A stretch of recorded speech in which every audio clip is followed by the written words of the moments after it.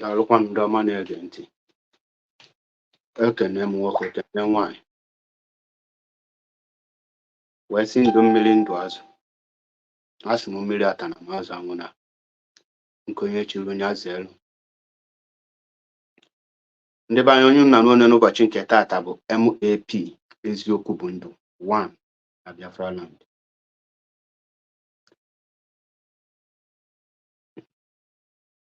Broadcast m ga-eme na mgbede a mma anọte aka na highest 1 hour ezichego m ozi nchọrọ izi, mana achọrọ m ka our people mata nke bụ eziokwu. Na this my broadcast enwela onye mbịa ka mụ na ya bịa kọọ ma bịa kpee. Ihe mbịa here bụ ka m gwa anyị niile eziokwu m ga-ebe o wutechee gị iwere ya wee mere ihe ọ balụ gị ulu. Eziokwu gbasalụ this Biafra restoration. Eziokwu gbasalụ our way forward. Eziokwu ahụ ọ na-enweghị onye ọzọ nwere ike ikwu ya out of fear or out of one thing or the other. Nyawa ka m bịara ịgwa gị here. And achọrọ m ka iwepụta obi gị, wepụta your pure mind, wepụ sentiment na anything m ga-ekwu here. Achọrọ m ka reason ya ka mmadụ. Achọrọ m ka iche echiche ka mmadụ. Eche na echiche ka mmụọ. Eche na echiche ka ndị ofeke. Ihe niile m ga-ekwu here nkwuche anya ọ na-enwe ajụjụ enwere m ike inye ohere for nge wee jụọ ajụjụ. And ozi m n'ụbọchị nke taata abịalọ m here ịkpali any person ọ ịbịa kọba ọnụ. Abịa m here ka m gwa anyị nke bụ eziokwu. Maka gịnị? Ndị Igbo na-ekwu okwu si na eziokwu bụ ndụ. Eziokwu bụ gịnị? Bụ ndụ. Onye malụgolo eziokwu amatago ụzọ. Ememe ife onyonyo na-eyi ya gụnụ na m ga-ekwu eziokwu. And n'ife onyonyo ahụ asị m that na any attack on Kanu's family na nna ya ka ọ kwụsị. Ọbụla ọda but na nna ya ka ọ kwụsị. And agba m na m ga-akọwa the reason m ji wee kwuo ya. And any attack on Aloy Ejimako and the rest of barristers ya akwụsị. And na m ga-akọwa the reason m ji wee kwuo ya. And ebe mmiri si wee baa n'ụgbọgụrụ m ga-akọwa ya. Ọ bụrụ na ọ tata bụ izi na-esonyelu m, ụmụaka na-akpọ MAP eziokwu bụ ndụ 1 na Biafra land. Anyị na-akwanyere onye ọbụla ugwu, ma nwoke ma nwaanyị, ma nke ukwu ma nke nta, ma nnukwu ma obele. Anyị na-akwanyere onye ọbụla ugwu, mana ya anaghị atụ onye ọbụla ụjọ. Anyị ejiri ụjọ wee too, and ya ma atụkwa n'ụjọ. Ada Ugo Adakụ, ekene m gị. Before ngaba n'iru, aga m ekenegodu the leader of indigenous people of Biafra in the person of Maazị Nnamdi Okwu Kanu, whom I call ikuku a na-afụ anya, the breeze that you can see. Nekene the Directorate of State, DOS, who are the leadership of this very movement. Maka gịnị? Me like ya, me like here. The DOS remain the pilot of this IPOB movement. They are in charge. You need the like ya before kwete. You need the agwa before. In as far as you are answering IPOB, you are under the command and control of the Directorate of State. That is the truth, and nothing you can do about it. And Mazi Chike Doziem is in charge, who is also the head of the Directorate of State. Before Ngabani Iru, and mekene every IPOB principal officers. Nandi jisiri kene ife na-eme. Nekene onye ọbụla. We nekene Eastern Security Network, ESN, for their effort and sacrifice, which I know many of us cannot be able to make, but these people are making it every day without getting tired. I must respect you all. You are the real men. And I also must respect every media warriors. Mine dede, mine ekwu, ụdị ọbụla na ịnọ, ekene m gị. Achọrọ m ka anyị wepụta obi, ka anyị wepụ sentiment aside, wee gee ihe nchọrọ ikwu here. June 21, 2024 ga-eme a complete 3 years. Maazị Nnamdi Kanu was kidnapped and a lot of things go wrong. A lot of things can go wrong. And then we're going to GC how we're walumbo. When the kwechiri, a lot of things are naga. First of all, actually, especially the Directorate of State for the role how I play goal so far for this restoration of Biafra. And especially my special thanks goes to Mazichina Sanworu. Mazichina Sanworu have performed more than I expected from him. Unumam abulomoye na ebe mpụta na pampa okwu. Abulomoye pụta onye mee nke ọma ya ligwa no mee nke ọma. Abulom somebody ebe onye ome nke ọjọọ ya ligwa no mee nke ọjọọ. Onifum akum n'eziokwu. That is why a lot of you anaghị aghọta m, because many of you na-eme expect condemn onye mụ condemn ihe niile o mee ma nke ọma ma nke ọjọọ. Mba, onye mee nke ọma dịka my leader, my mentor, onye ndu Maazị Nnamdi Kanu na-ebe ọpụta, onye mee nke ọma otu onye mekwe nke ọjọọ ọpịawa onye ahụ azụ, ọ ihe mmụọ akwụna ya. And I must tell you the truth that the Directorate of State have done marvelously well. And most especially Maazị Chinasa Nworu have done marvelously well. Many of you ama hear that man na pass through. And many of you ama hear that man na run underground. Ọ bụrụ ihe niile ka ị ga-afụ na social media. And ọ bụghị ihe niile eme ka a bịa ga kọwa. And ọ bụrụ onye ọbụla ọ bụrụ ọlụ niile mmadụ ụlọ kọ ya bịagwa gị n'onye alụrụ ya. Mana ndị nwere anyị ime mmụọ dịka anyị nwa afụgo nke alụ na nke ife niile anyị ma anya alụrụ alụ na nke nerene. Ọlụ ndị na-ama achụ aja ha mara aja ezigbo dibịa achụ na aja ofekechụ. Anyị amalugo nke bụ eziokwu. Now all this is narrows. Omuabu MAP eziokwu bụ ndụ. Make this statement. Let it be on record today that I, MAP, once again come out on social media to call for the leadership of IPOB, the DOS, the Directorate of State, to call every IPOB members, every IPOB media warriors to cease any form of attack and any form of anything against Maazị Nnamdi Kanu family, Kanu Takanu, and the rest, with also Aloy Ejimako and the rest. And I will explain. Before I will explain, let me go to the reason why I make this. Don't be offended. Iwe wenegi. Come on wegi down. Arosh nam.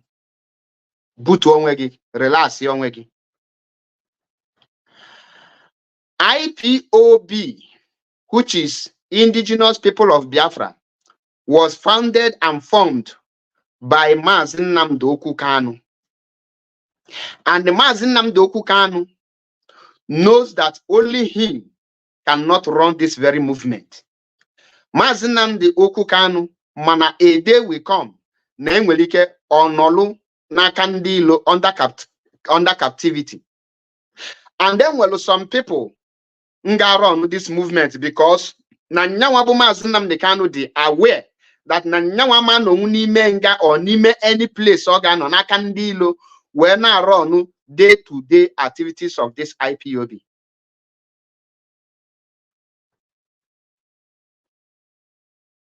Then gini come o create the Directorate of State, DOS, where select men's and women's nga nọ n'ime ya na run the issue. But don't well mistake the men and women's that they are suffering today. And well mistake hane hana tafufia today. I didn't get the mistake. Or no, when many of you my destiny na chiku, but it's only equal.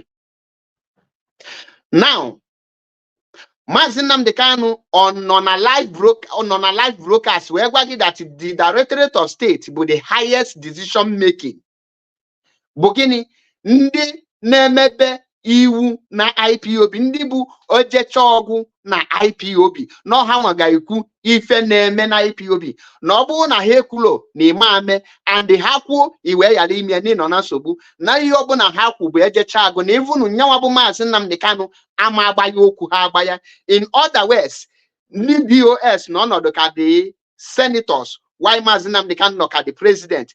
Ma anything Maazị Nnamdi Kanu ya eme, ọ ga-ewebata na DOS enyocha anya, tụlee anya, wepụ ndị ga-ewepụ, tinye ndị ga-etinye, wee nyeghachi ya, wee sịa ngị gaba n'iru. Ọ bụrụ na DOS necha anya bụ na ihe ahụ niile na nwe ka ọ dị, DOS asịa mba, ịma mee nke a na kwechiri ọga ọ na-aka ọ dị. Ihe a bụ ihe Maazị Nnamdi Kanu gwara anyị, and anyị niile o kwere anyị nghọta, kwa anyị nghọta ọfụma, oju anyị afọ. Mana Maazị Achebe Paul isi na o nwere mistake dị ndị ahụ ahọpụta dị eme. Gịnị bụ ndị mistake na people na-achọ ka ha know that mistake? Now, gee m ntị ọfụma. Ana m etinye onwe m na shoe mmadụ, na position mmadụ, before nta onye ahụ ụta. And mfu na before ka m na-asị gị DOS na-enable m, but I have realized that there is a lot of things in a need he blame. But the reason mụ aja asị gị na enwelu mistake ha mee, and these are the reasons ha nwa ga-eji take the blame, and these are the things ha nwa na-ata afụfụ ya. Gee m ntị ọfụma. Many of IPOB leadership ajụla ese ọfụma na position ha ji. Yes. Many of the people in the position na IPOB ajụlo the necessary questions ha kwesịrị ịjụ as the leaders of this very movement. Ha jụrụ Maazị Nnamdi Kanu those questions, and that is the reasons why they are suffering today. Okay, some of the questions ha kwesịrị ịjụ Maazị Nnamdi Kanu. Ha kwesịrị ịjụ Maazị Nnamdi Kanu this kind question. Ọ bụrụ na onwe ka ndị eke ji wee jide gị, ọ no nwere ebe ị nọ, kedu the roles and the position your family ga-play in this place?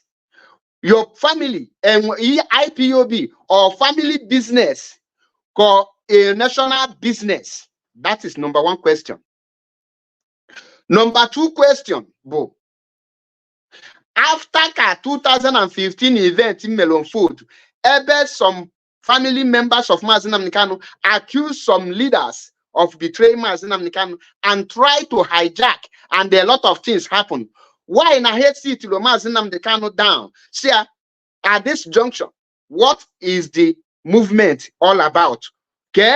Our command of onwelu limit towards this Biafra struggle. Can the question lead in charge of the legal team? Can the question lead in charge of IPOB day-to-day activities?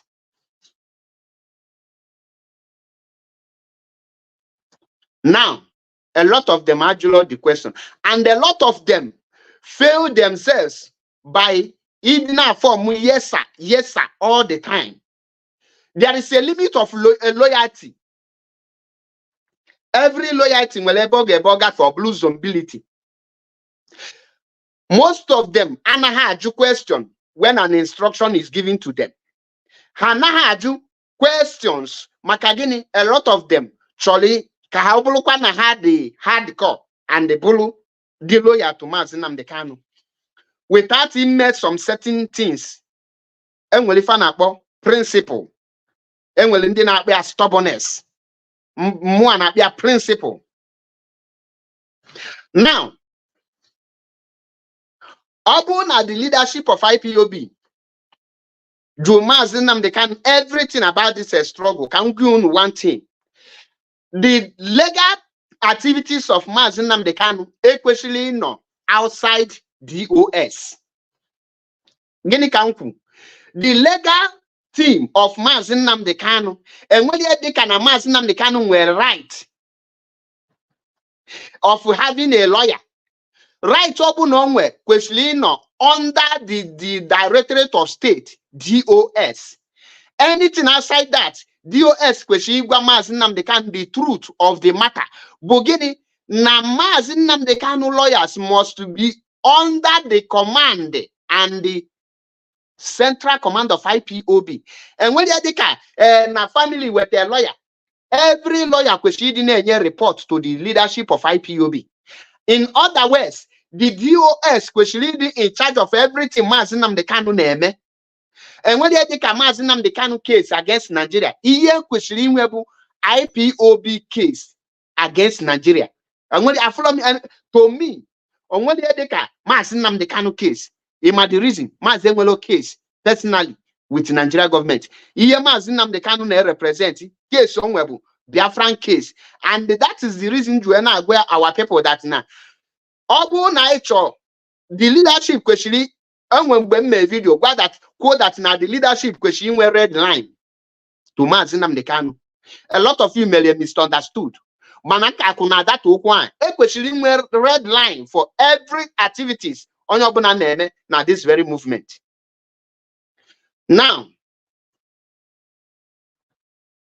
Obulon news or the Mungute on a Vanguard news kanga agota na eziokwu ifanye eziokwu and the Mike Ezekome na Mazi ewepụgo ha na his case. Mazi enwe case different. So kedebe DOS they take blame had made mistake by Iyaligwa Mazi Nnamdi Kanu that na every lawyer, every activities, everything eneme Ghana under the command of DOS, of the leadership. Makagini, Amalom, the family ain't well anything to do with IPOB. Mana he push low for that thing. And that are the reasons.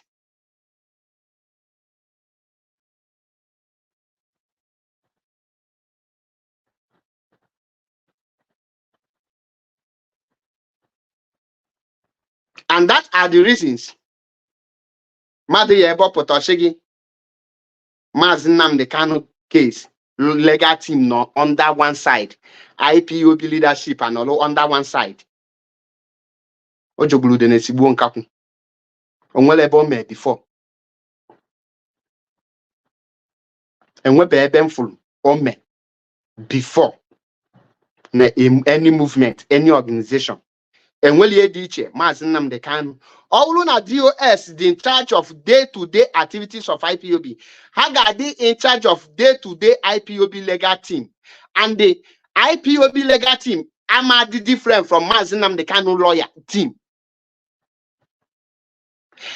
Gini kanku, IPOB legal team adiliche na Mazi Nnamdi Kanu lawyers. IPOB legal team is as the same as Mazi Nnamdi Kanu legal team. In other words, any person who the lawyer mgalo contrary against anything NM na IPOB will be removed. Now, kedebe na drive to the reasons why we should stop the attack on Kanu Takanu and the rest, because no will be milice where by no bogo. On will be ye no maybe eba I get feast here that thing first, then we will now come to this level. And the man nano Madune Koku Negonya hunting. I'm a good listener before many things. Now, the leadership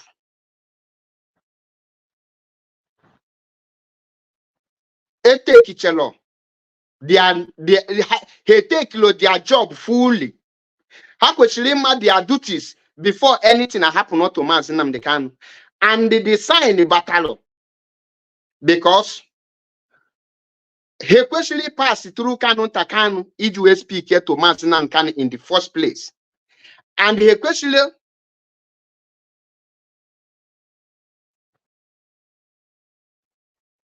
he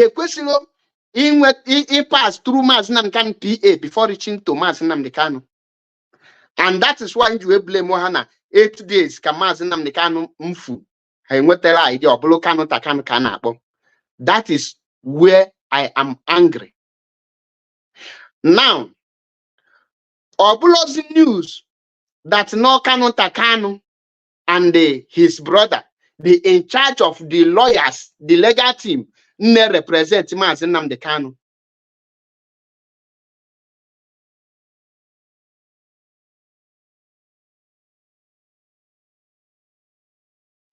Obulo news that na DOS anything gbasara the ongoing case of Maazị Nnamdi Kanu.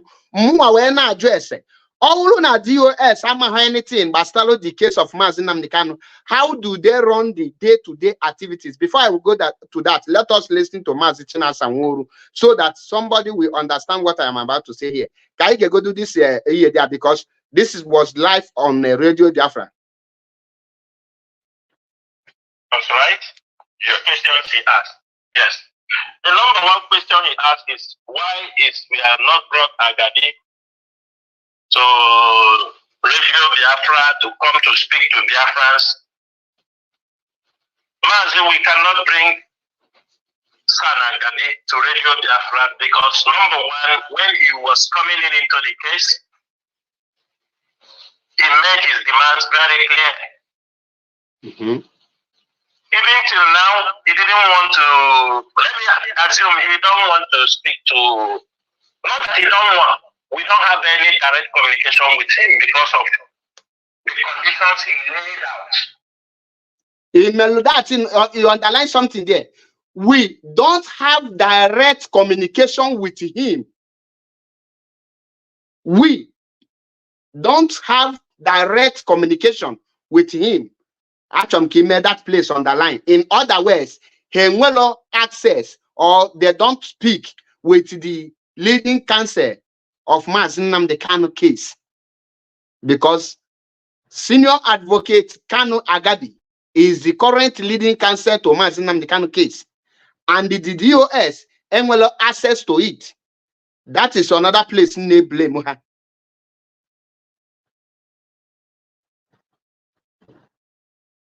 Yes, only play the video because Muhammad called 2 minutes video or 1 second video play. But I won't do that because, like I told you, that Maazị Chinasa Nworu did this video and I was crying inside me.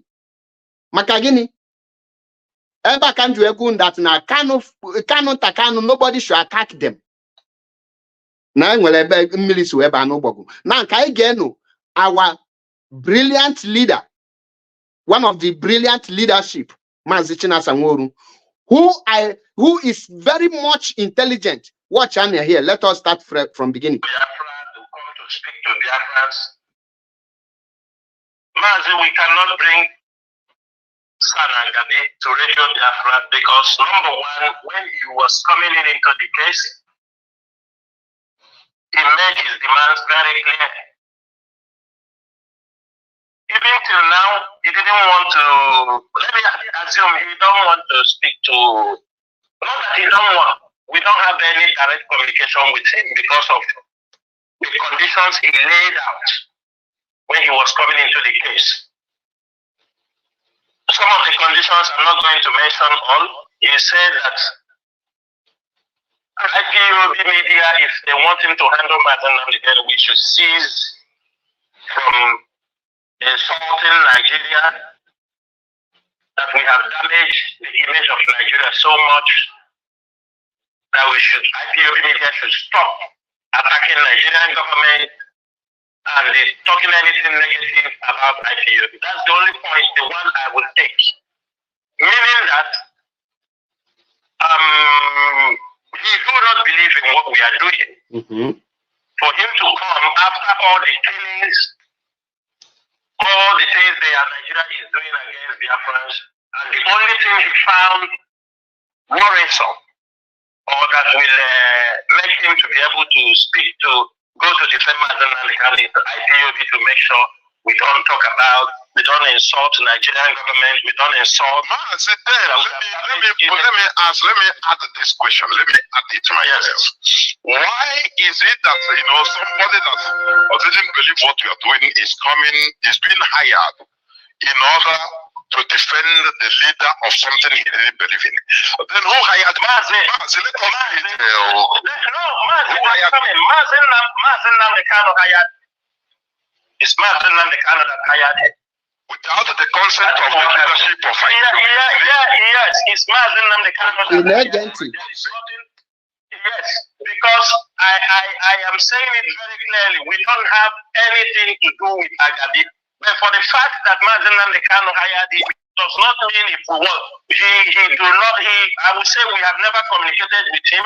Reasons are, we saw when he was coming in, when he met with a Jofo and the Zekome, there were points laid down, conditions, and we were asked not to do this. I said, this person cannot come and tell us that IPOB should not come. This is a red line. It's a red line for me that the Nigerian government that has been attacking us. I think that particular point, because that's the one that affects IPOB and affects this question, this our brother spoke here. We were asked, I said, this will not happen. Somebody to give us a condition that we should not, if we want him to handle the case of Nigeria, we should not talk against the IPOB media. It will specify, should not talk against Nigeria. That we have damaged the image of Nigeria so much. So he have come to make this and do this thing. And this lie, we said, if you know a way to remove Mazen Nnamdi Kanu, you all get the support. But you see this one, we will continue to talk about the ills and evils Nigeria have committed against us, the rendition of Mazen Nnamdi Kanu, and every other thing they have done against Biafrans from 1945 till date. Nobody will stop us. Nobody can compel us. Nobody can push us or try to cajole us in not to do what we are doing. What we are doing is right. It is for our freedom and it's for self-determination. That is that point. So for very clear, the leadership is not the people that brought. They said it is Mazen Nnamdi Kanu, and he has the right to appoint anybody he wants him to. But our duty is also to raise alarm where we see something that is not good. We must do that, because at the end of the day, the blame may be turned against the leadership also. People will come here and say, where were you people? What were you doing? No, we have objected, we have shown that we do not really trust this person from Mazen Nnamdi Kanu's case. Then your number 2 question, you talk about the people, the cases of people, the grave, what is it? Can pause one there. Wanda Karagood, thank you for I'm not even aware that Agabi have stepped down. This is the issue we are talking. Now, the reason most of you now watch him all the time. I don't play 2 seconds video of any person.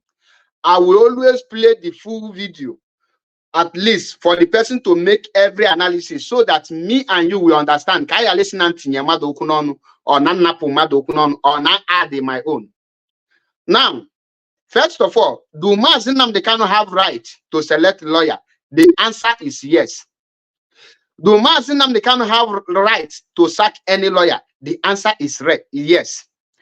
But do Mazen Nnamdi Kanu have right to hire a lawyer who will not be submissive, who will not work with his own leadership, who will not be working, giving account on siblings and the brothers and this thing? The answer is no. Something. The leadership no make mistake. The DOS don't have a direct communication. In other words, who are the lawyers going to communicate with? Now, who are the people the lawyers will be going for? Or who will now be monitoring the activities of the lawyer? Only this man who could hear, Mazichina could hear. Also, that now the first statement made by Kanu Agabi is that now, for now we take the case of IPOB, Mazen Nnamdi Kanu, that now IPOB media warriors should stop talking about Nigeria government. They should remove the name of Nigeria government. In other words, person like me, MAP, will start praising Nigeria government. Oh, we go no and unlock and no, man. Now, that is a red sign. That is a no-go area. Thank God, that is a red line. Now, our brother, Mazichinedu Jonathan, Adjonya, do Mazen Nnamdi Kanu hire the lawyer without the consent of DOS or CIS? That is where I disagree again.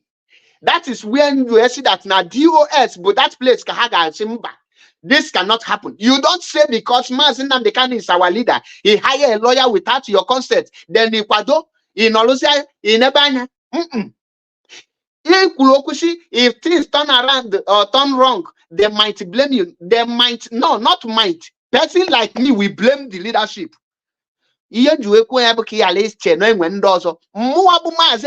Paul. We tell you the truth that if anything go wrong, amaloma lawyer Jimako, amaloma Kanu Takanu, onye mabu DOS, Directorate of State, and I know that many Biafrans we have IPOB leadership. Gilunumbe kidnap Mazi Nnamdi Kanu we malu. It's not they might blame you people. We will hold you people responsible. Omuakana po MAP, analome pretend, the soul of Nandi pretender. A soul of Nandi ever happened to Hana Gwagi Obi Hane Mozo. Ngagwagi nkebe eziokwu.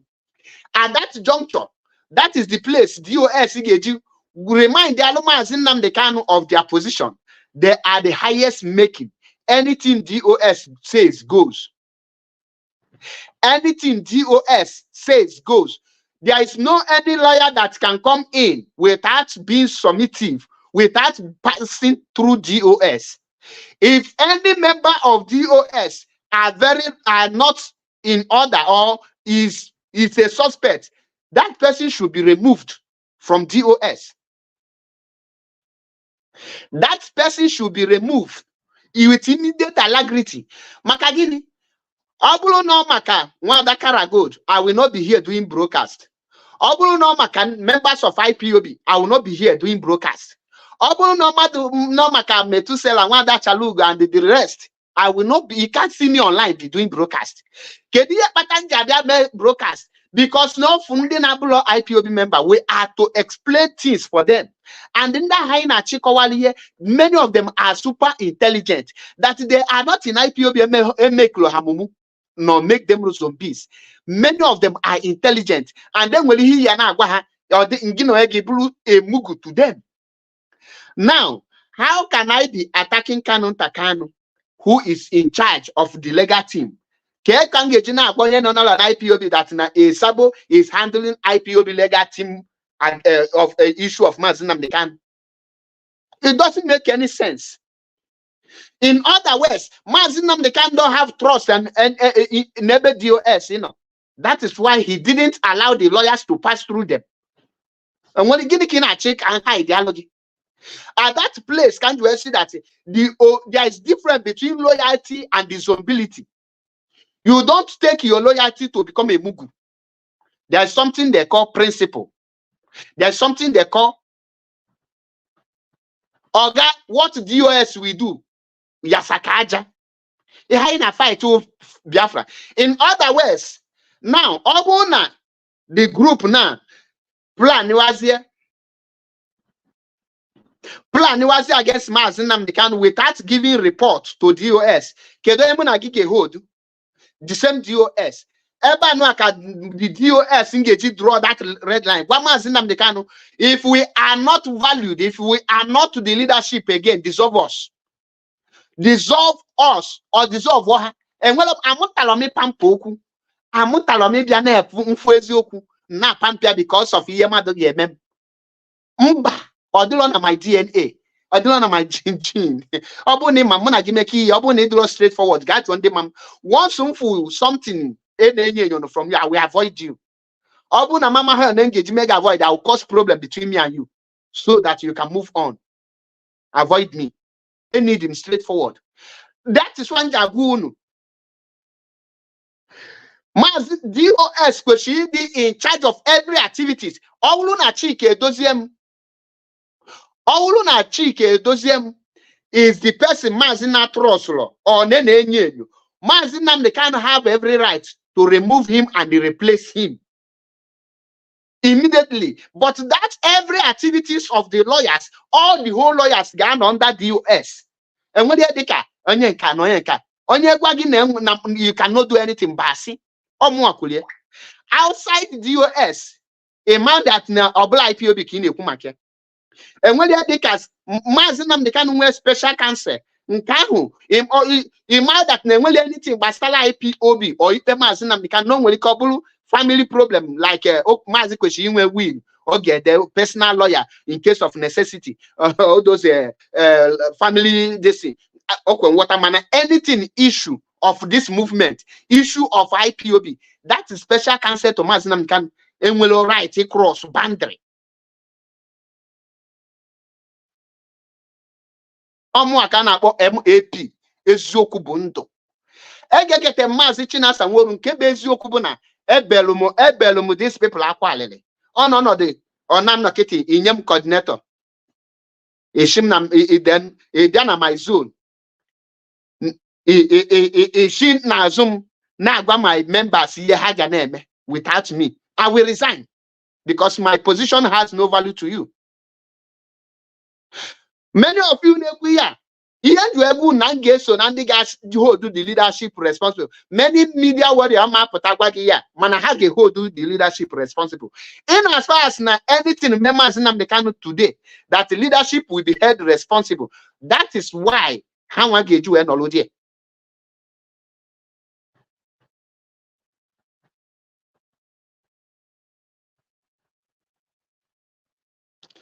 Now, in other words, every lawyer, the whole lawyers now, in the Kano case, analyze DOS update about the level of the case.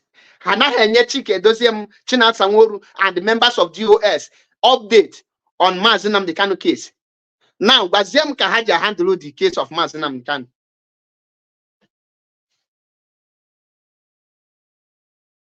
Wamu Kahaja handle the case of Mazinam the Kano. And one law, because you can't tell me that you are in charge of this movement and another person is in charge of the legal team.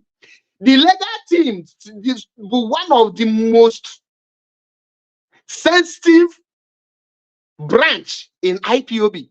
That's supposed to be the first thing that will be in under the command of the Directorate of State. Now, Mazinam they can hire the lawyer, yes, but the lawyer will be giving an account. That is the case.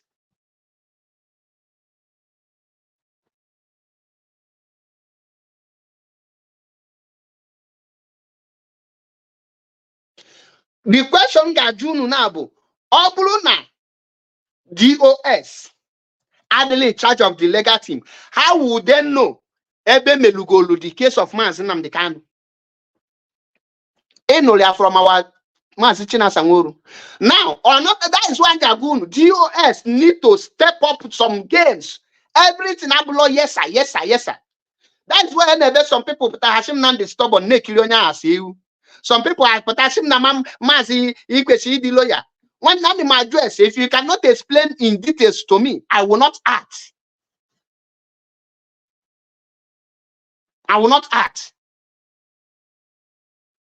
Anything I question me the in and out of it. Because kote obulu.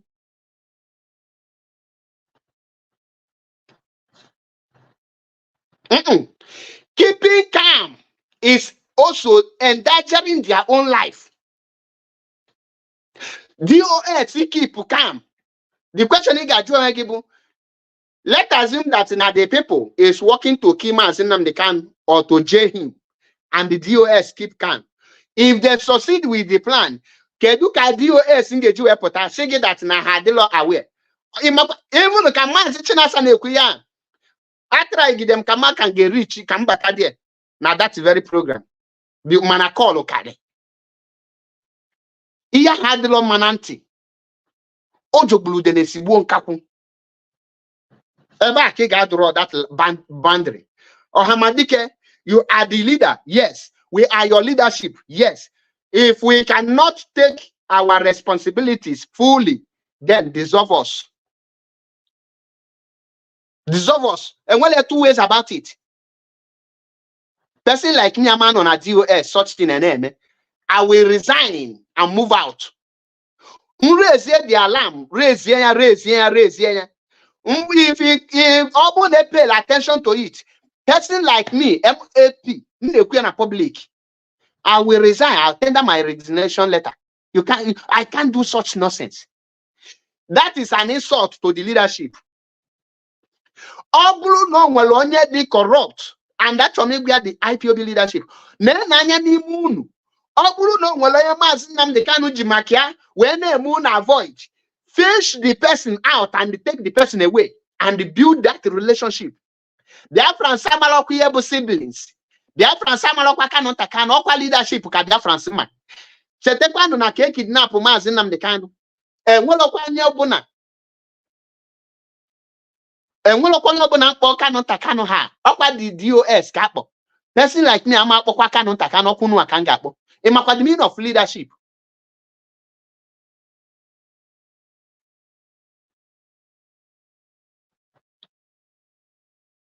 So in other ways, we must not keep calm.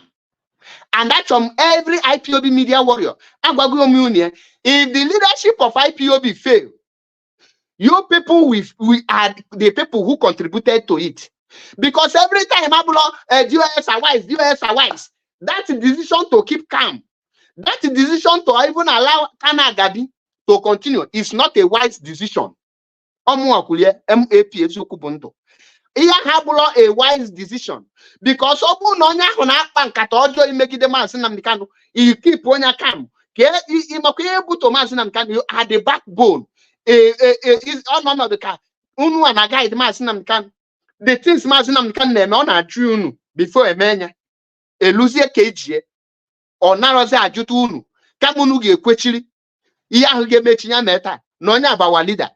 And when you start this thing in a family, now for the reason we are cannot attack. Kedonya nye that order. Kedundi meli allow. Eba kai gebido. Now, all na Maazị Nnamdi Kanu nye that order authorizer because Kanu Takana na have anything on his own. Onwele nenye authority. Onwele siya go ahead and do before me for Kanu Agabi and the lawyers to be answerable to Kanu Takanu. Maazị Nnamdi Kanu authorize it. And then as far as Maazị Nnamdi Kanu authorize it, in other words, you don't attack Kanu Takanu. If you attack, kedonye melio ima happy kenyularu gakebi shimpo.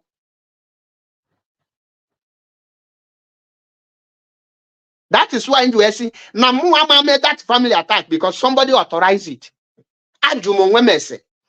Ge kan get na po Kanu Takani.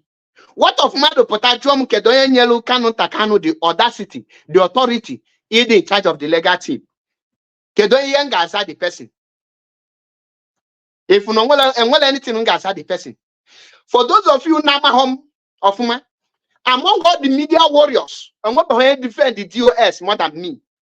Amubel, so someone get your phone number, Mando to pilot my one Nigeria, and now. And now you question, Mona and now battle there in and out. End of the day, I will defeat all of them. So that you love DOS more than me.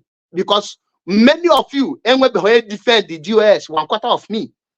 Ghana TikTok, Mona Hana battle at times none at TikTok for complete 4 hours. Mona Hana dig out. And me here with fat and figures.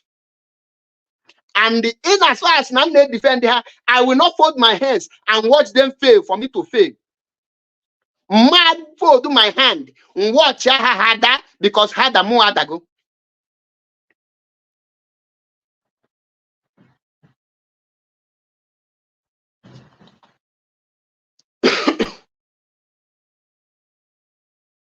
That is why at this place, DOS question you a red line. Activities of IPOB, especially from IPOB, Ghana also. All no Kanu Takanu in charge. Then the DOS you allow them to be in charge. On your choosing on IPOB on all Mazipota, yes. You cannot tell us that Chike Doziem and the DOS is the highest command at the same time your family. Adana Nyanyoda. And what they bomb. This is I see we are confused. The problem remains that now DOS question Maazị Nnamdi Kanu. Last 2 years, if I'm not mistaken. Kedu who is the leadership? Maazị Nnamdi Kanu, the DOS but the leadership in a place. Then he should shut other people and follow the leadership create. Obuna DOS analyze now so na DOS anọrọzia ka anyị kwụsị dị confused. We are killing ourselves. That's why we're going that there is no any Fulani anywhere dividing us. We are dividing ourselves. And when any Fulani not dividing, is Fulani killing us? Yes. Is Fulani coming to Islamize us? Yes. Is Fulani dividing us? No. Anaki ọbụla akọ negodi anyị na-akọ mmadụ pụta o kwetelo n'ihe ị na-ekwu o kwetelo na freedom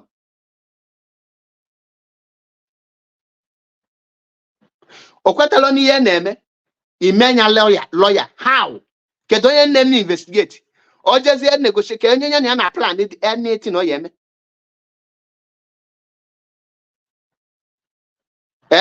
kedu onye achọrọ m igbu ọtụtụ ogwe. Now another thing ngwalu again ka m repeat here. Ọ bụ na DOS malụ na ha in charge of this legal this IPOB. Ha malụ na ha ga-gwa Maazị Nnamdi Kanu the leadership should be in charge of every activities non-IPOB. And when you ka Maazị Nnamdi Kanu nwere right or hire a lawyer a keep point like this, that lawyer case on eje case IPOB. Maazị Nnamdi Kanu enwelo case on azanabụlọ case IPOB. So anything Maazị Chinine DOS kwesịrị ịmakwa that na people amaloebu kanonta here people ma by IPOB leadership. And in the past 2 years, how makwa no how maka akpụ n'ọnụ. And all how ka ga-ejide, how ma ga-enye account. Maka gịnị all how bụ the leadership. Team ndị OES member. Okefuli ihe a na-eme ndị ọbụ nwanne m nwoke Maazị Metusela Oshigi hero worshippers. Akpọ m ndị hero worshippers asị. Nwoke kwesịrị befe bata na this struggle. Ikpogodo onwe gị akpọ, ịjụ onwe gị ese. Question everything comes around you. Akụnaka ya eso mmadụ. Emene ka ewefu gị. The mistake most of the people non IPOB na-eme wee luo tata bụ na onye ọbụla chọrọ improve loyalty. If something na-aga wrong mana ị chọrọ ịbụ hardcore, you want to maintain a hardcore. Ị na-ana n'iyi. Ị chọ ka afụta gas na onye adịla emotion na nkụ. Ihe abụla emotion, ihe a bụ eziokwu. Abịa na emotion, amala mụ na gị na-agba mụ na gị ka mbụ ndị emotion.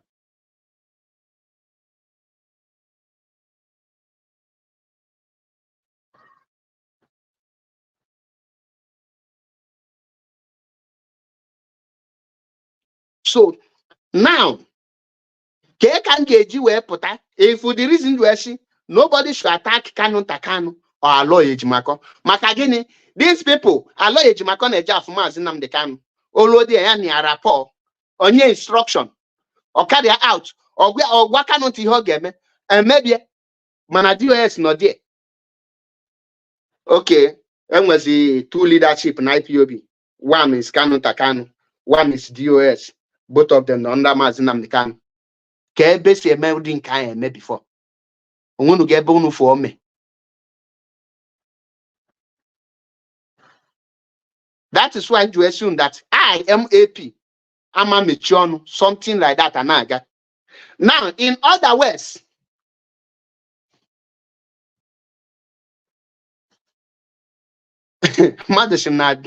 DOS has no direct contact with Maazị Nnamdi Kanu. Ikwa ihe mmadụ kọ.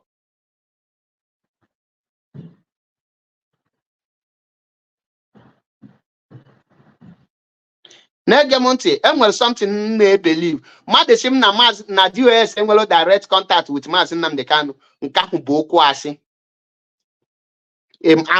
Mụ amakọwalụ gị a lot of things, mana nke ahụ bụ okwu asị.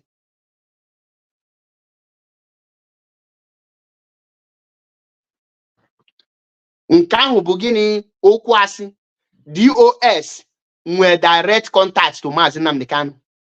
Ọ bụrụ na Maazị Benjamin Magbug ga-afụ Maazị Nnamdi Kanu, Barrister Ifeanyi Ejiofor afụ Maazị Nnamdi Kanu, Mike Ezokome afụ Maazị Nnamdi Kanu, onye gwa gị na DOS enwere direct contact to Maazị Nnamdi Kanu? Onye gwa gị na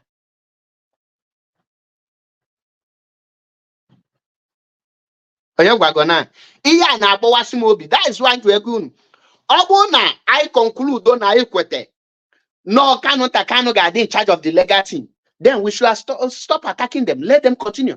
Because how were the command of Mazi Nnamdi Kanu, Mazi authorize it. Fighting them is like fighting Mazi Nnamdi Kanu also. Inside them ogumano Mazi gwaha, gini ka Mazi ji webuluzi onye isi.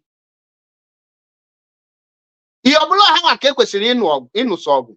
Ibi kwesịrị ịnụso. The first question you ask who is in charge of IPOB legal team? Then Mazi Sigina IPOB in charge of IPOB, no IPOB in charge of IPOB legal team. Then it just kedu the role Ejimako and Agabi play. Kedu in charge of them? Iye ni na question ka DOS kowalu Mazi Nnamdi Kanu the meaning of the leadership o create o kowara anyị. Ọ bụrụ na ihe Mazi kowara anyị abụrụ ihe DOS stand for. DOS should also come out and tell us.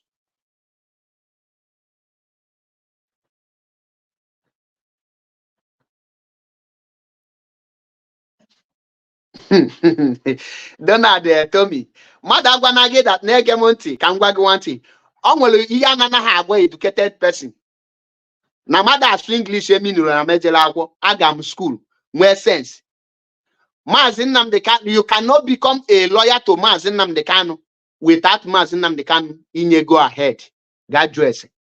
In or here, Mazi Chinasa Nwuru Agwagi that no Mazi Nnamdi Kanu Hayalo, Kanu Agabi, and the Kanu Agabi is answerable to Kanu Takano. Then you update. The same thing to Aloy Ejimako. The court case, Aloy Ifeanyi Ejiofor the second handle is now handed over to Aloy Ejimako and Barrister Chukwuemeka somebody and Kanu Agabi, who authorized it. Who authorized it? Obu no they make. That is why you see. Obu no solianyano. In as far as no they make such a decision when they neglect DOS, that is a foul movement. Iyabu bunyemunu halum milisobem.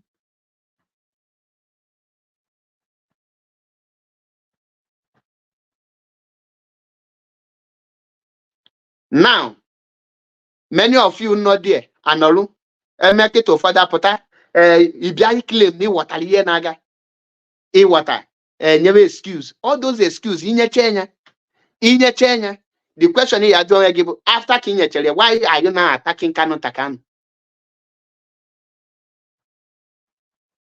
Genike Kija Mezi attack. So on that note, Obuna Mazi Nnamdi Kanu Nyelo go ahead. Because his family they in charge of the legal team. Every attack on them should stop with immediate alacrity. Because attacking them is attacking Mazi Nnamdi Kanu order. And when Okigeji define near different. And when Okigeji kowalumya go kwem water. And well, I know from one Mazi Chinasa Nwuru that he well direct communication. Somebody now kweteloni hiku onye hayale. Before Mazi Nnamdi Kanu hire there, somebody suggested him to Mazi Nnamdi Kanu.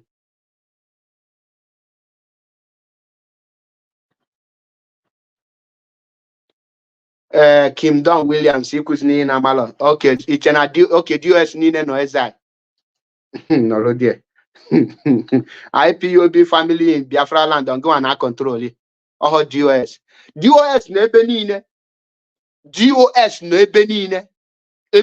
Okay, China DOS was also Chike Doziem Chinasa Nwuru, Tony Zurumika and Indian and offer. I tell me on Yabuneka Batala IPOB of Funa. Now, and well, another thing Ungalunu here. Can I put that case because I will much time. Come on, the argument here. Mana Agwago Munu, the reason Unugejukushi attack on Kanu Takano. It can me attack, but I assume that now, yeah, Mana DOS suddenly in charge of the legal team. The question now, why are you attacking him? You don't need because in my mechi attack, but they cover me in Amalo. Now, Kaipulenu, Agwamunu, the reason we need to unite, we need to come together. Kai get no Mazi Chinasa Nwuru here. There is nobody or no group that will remove Mazi Nnamdi Kanu from the nation. Anytime if Mazi Nnamdi Kanu comes out tomorrow or we want Mazen Namdi Kanu to come out, we must all rally around IPO, rally around it. That is the only force. The only force that will remove Mazen Namdi Kanu. It is not all these things people go, this person creates his own government, this person creates a directorate of this person take over. All this rubbish contributed to where if this leadership was not very strong, I'm telling you, this struggle would have gone. Simple. So we are not dependent on anybody. Our purpose, our main objective is how do we bring that Mazen Namdi Kanu, irrespective of anything that they have leveled against him or used against him. And how do we manage to make sure that he comes out from that particular place and continue to pursue. And while we are doing that, we continue also to pursue our quest for freedom. It is the two things that go together. While we are pursuing how to make sure that it's being released, we must make sure our quest for freedom through referendum or by any other means or by negotiation for us to go our separate ways. But that is the most important thing. Because that is what people have died for. And that is why all of us are out here. Some of us, it doesn't mean that if something happens to me tomorrow, some of you who may think, okay, 1 minute struggle, you stop because something has to. No, march on. Everybody must march on. I must not be because I drop out of the way, the struggle should stop. No, everybody march on. People pick up the baton and continue. That is what is called struggle. That is what is called freedom fighting. It's not some people that, because President Namdi Kanu is in detention, they stop. They stop contributing. They stop doing this. They are on the ground. They continue talking. Then after 2 years, 3 years, we're going to 3 years, President Namdi Kanu is in detention. They have never done anything. They are only pushing negative words against the struggle, hoping that if President Namdi Kanu comes back, President Namdi Kanu will wind the clock back to 2021. We go and start from there. That is a selfish way of reasoning. That shows you don't know even what you are doing. We're supposed to be marching on because it is what we are doing that will facilitate the freedom of Mazen Namdi Kanu. Now, when they preach it, the reason we need to unite together. Now, can we rally around IPOB without uniting together? The answer is no. Now, that is why again, let us stop the attack. Every preach now, but how can we come together? Broadcast some before this very one. All that there is no, now the only way Mazi put Nigeria na put Hamas Namdi Kanu. Now, I'll go back again that now the only way we'll get this thing is for everyone to rally IPOB. Everyone can rally around IPOB by uniting, by making peace. Obula by only opinion ya, obulu support to you. Every message in drop here.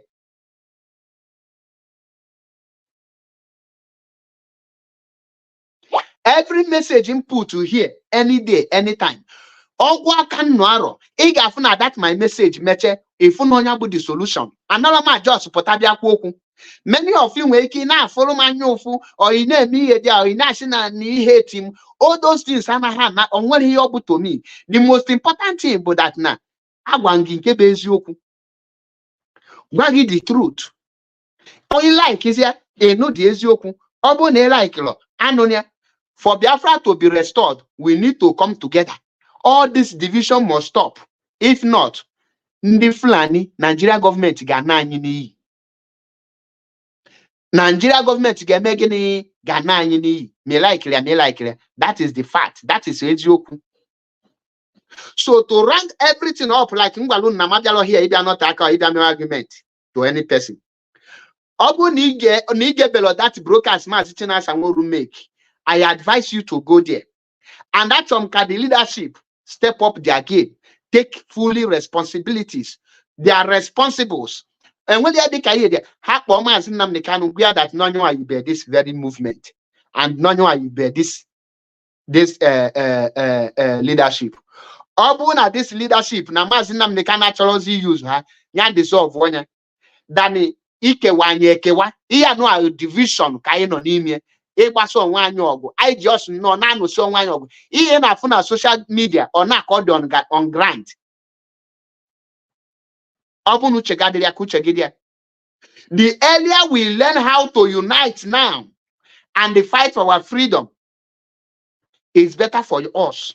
You had Mazi Sanwo-Olu that now everybody must rally around IPOB, and that thing can only be done by the order of Mazi Nnamdi Kanu. And the Keka Mazi Nnamdi Kanu get that order. Mgbe DOS ngwa Mazi Nnamdi Kanu, we are whole hand, and every actions and everything should be done through the leadership. Ayale knows no onye we should decide. DOS in order, everybody carry out. If everything are done under one command again. Nkanebe cannot in charge Mazi Hayanka without our consent. Yeah, to me, upper relegation call. Mazi Nnamdi Kanu has no case with the zoo. Yes, all DOS called there. The highest decision making shouldn't be neglected. DOS are the highest decision making. They should make that decision. Obulu na DOS no ha nyocha onwe ha enyoche ka ha malu the reason Mazi ji agbalu ha ọsọ maka na ima agwa m that na Mazi anaghị agbalu ha ọsọ. Mazi is avoiding them. There are certain things Mazi don't tell them. For Mazi to hire Kanu Agabi without the DOS consent, all the very worrisome.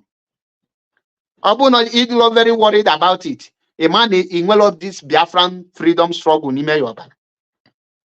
Many people, IPOB lawyers say questioning the men into the affairs of IPOB. Mazi Nnamdi Kanu family questioning the IPOB. A question DOS nanya nimo weha. And when somebody Mazi no mefa.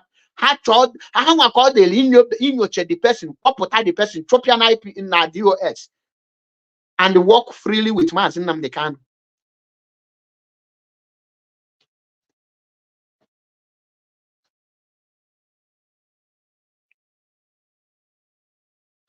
For Mazi Nnamdi Kanu to travel to Kenya without telling the DOS, that is the same thing I am saying.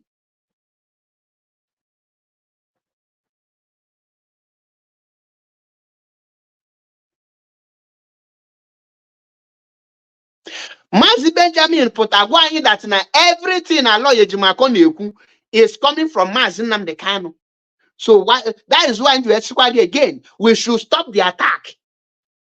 If for the reason we should stop the attack because Mazi is authorizing those things.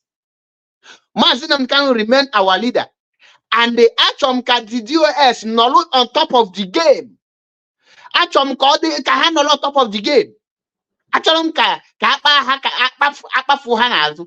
Obu ne makosi wedim. In Oleben they defending day. Malo that night. You don't love them more than me. John the Nafumuna Hana TikTok.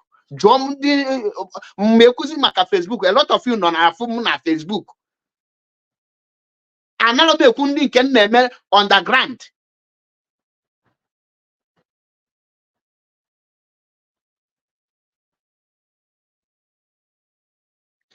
There is difference between becoming zombie and the loyalty.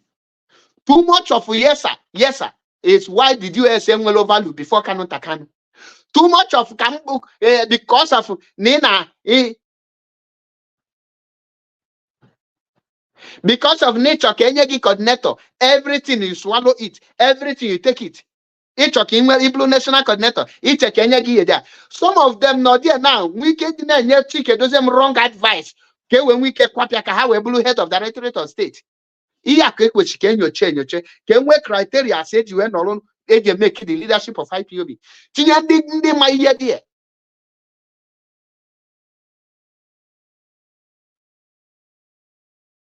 That place, Mazi make mistake. Go the place DOS in which he put her. Stop all that mistake. All DOS. Okay. How many of you I try to make about John de Mama Kadiako? Many of you Mama Kadiako. about great late Ikonso the Great. How did he save Mazi Nnamdi Kanu with other people? God one day mama ka the story. I believe Okpala Ezechukwu became Gamama ka the story. Ebo Niko say take some measures and those steps. Mazi can make mistake on we kept the today. But then were some steps, measures he take to save him. Those measures can DOS question didn't take now. DOS question had a question yes sir leadership. You know yes sir leadership. Emokia leader. Emokia leadership. Yes sir. Onya kata Nigerian senators into be useless before president today. Corruption. Abu no nwele ga ekwu ya MAP ekwu ya. Mazi Nnamdi Kanu said anything DOS says goes. DOS are the highest decision making. That thing he knows, he should, when they want to act rich, he will tell them. Now I will drop my number in case anywhere. Here there are two minutes. I tell them here my argument. 2 minutes. I won't even question, you just draw a question. Mona madam argument here. So kunu play nobi. And then here the autopilot, I will cut you off because 99% of you are brains. Say I'm issue with all of you in the autopilot. So I don't know who taking a try I borrow sense. Akuwata. That is the truth.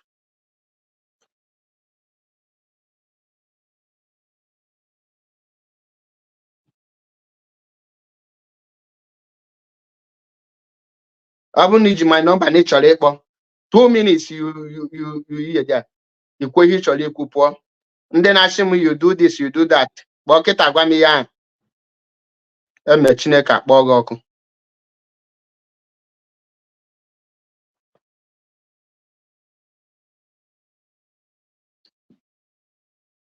Number you get you about. We have the first caller here. 2 minutes, please. 2 minutes. Welcome to the program. Ndewo. Gwanya fagi na ebisi akpọ. Mazi Tony Okesi in London akpọ. Mazi use 2 minutes.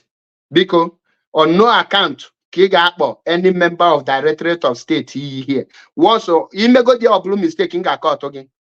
So uche gị no Mazi Nnamdi Kanu. Mark, let me tell you, I am the greatest supporter of DOS. If not DOS, this organization, not the Kanaka email here, but DOS will leadership. And I'm sorry to say this open. There are monumental mistakes. It's keep going on for 3 years. One, DOS was not aware Yaga Kenya.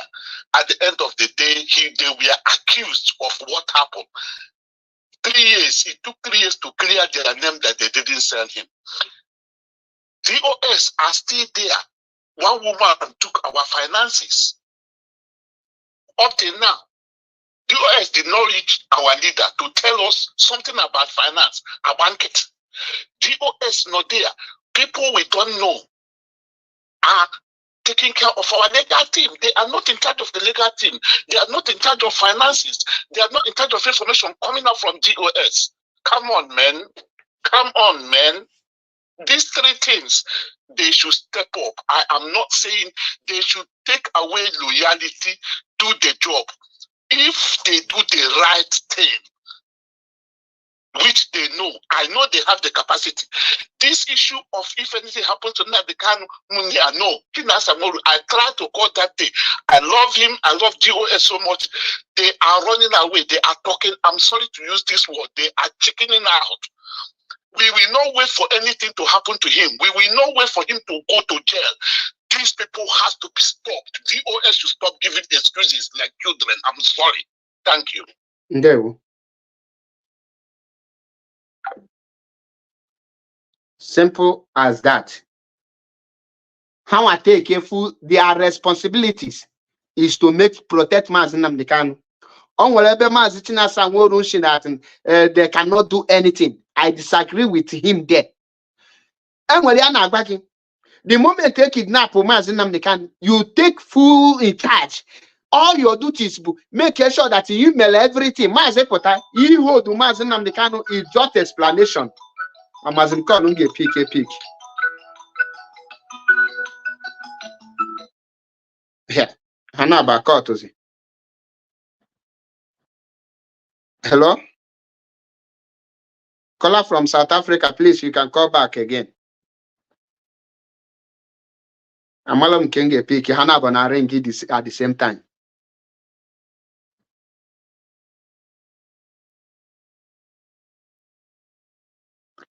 Atita Maurice. The number my number no there. Happy comment section. Bobby Akwe Choriku. In a dead insum. Meaning. Indirectly, your broadcast is channeling attack on Mazi Nnamdi Kanu. But somebody now the leadership Mazi Nnamdi Kanu create Adilo in charge of the legal team. And is channeling attack on who? On me. Yemali Yokya. It's Amuna Idiarimi yellow yite here. Yeah, problem our people. Welcome to the program. 2 minutes only. Okay. And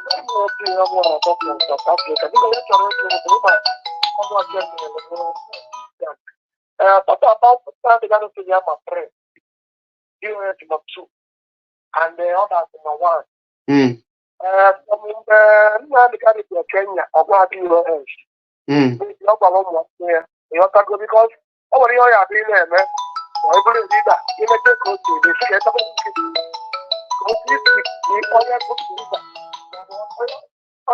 in charge. She came out of the teaching from the leader. What about someone now the kind of Italian and they put you in a spoken you. Thank you. Ndewo. That's why you see all normal Nnamdi Kanu Jaka and yeah. DOS should tell us not to attack any person. The issue of dragging Kanu Takano and Aloy Ejimako should stop and why that no on the right track. Because you don't expect me to come out to public. They say that Kanu Takano is this, Kanu Takano is that. The same Kanu Takano being in charge of the legal team. Does it make any sense to me or to you? Chalo nwere yoziku. Isi na Mazi Nnamdi Kanu shi no ma 3, DOS ma 2, and others ma 1. The 3 Mazi Nnamdi Kanu ma. Anyone who time yalu for it to happen, DOS must be aware and participate on it because Mazi Nnamdi Kanu alone cannot restore Biafra. So normal those things bunanko gelu ogwagi onye the order. No blow you there. So those 3 ablo this division. Obu ni ma ni ye na mekita bu ike wanyi or no ke webelhan. Okay, we're na is part of division among the Biafra restoration process. The answer is no. Because if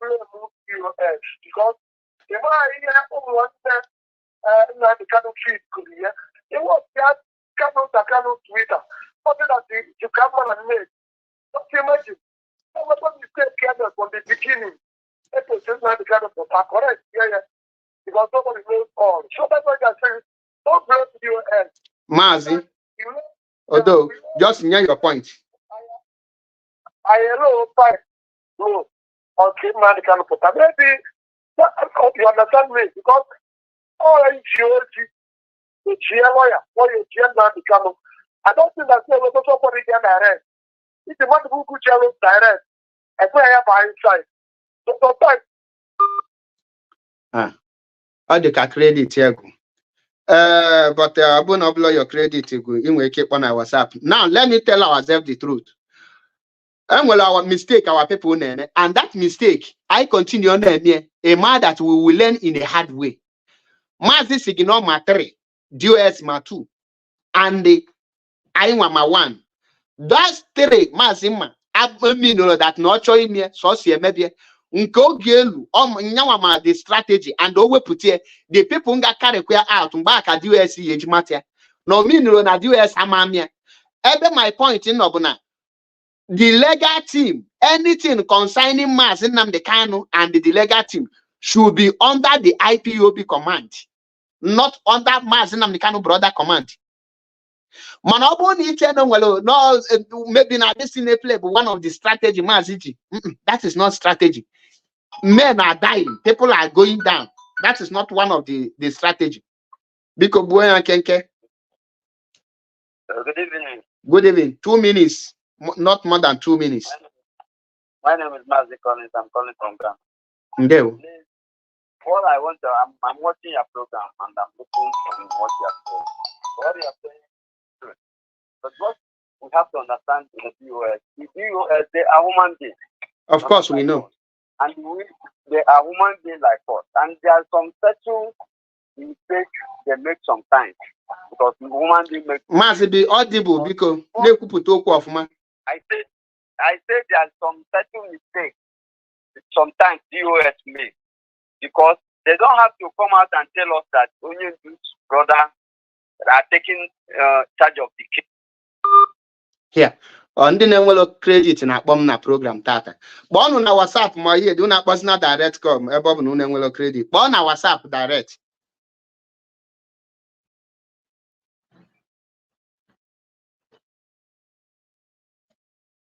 Abo no where you went there. Oh, can they call you a cut on on your credit? Go. Because on our WhatsApp, in we can lay your 2 minutes, because your lady can call to people. Now, because Biafrans are lovers of freedom.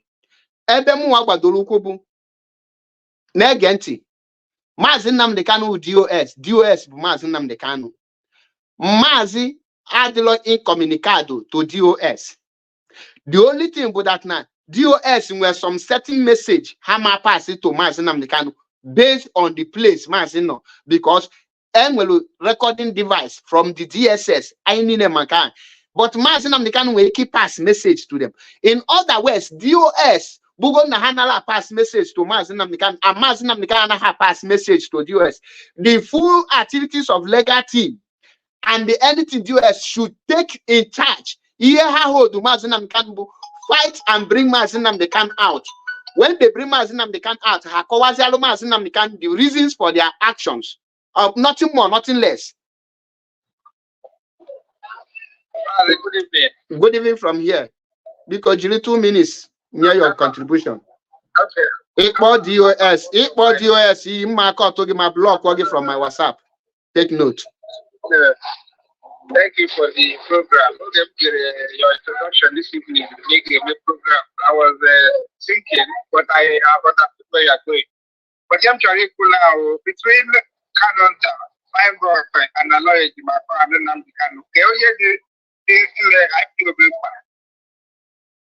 because the way this thing is going, we have an option of saving one person, which is Mazi Nnamdi Kanu for me. And the game we are playing, if the US is, to me, they are trying. I supported them from the beginning of supporting them.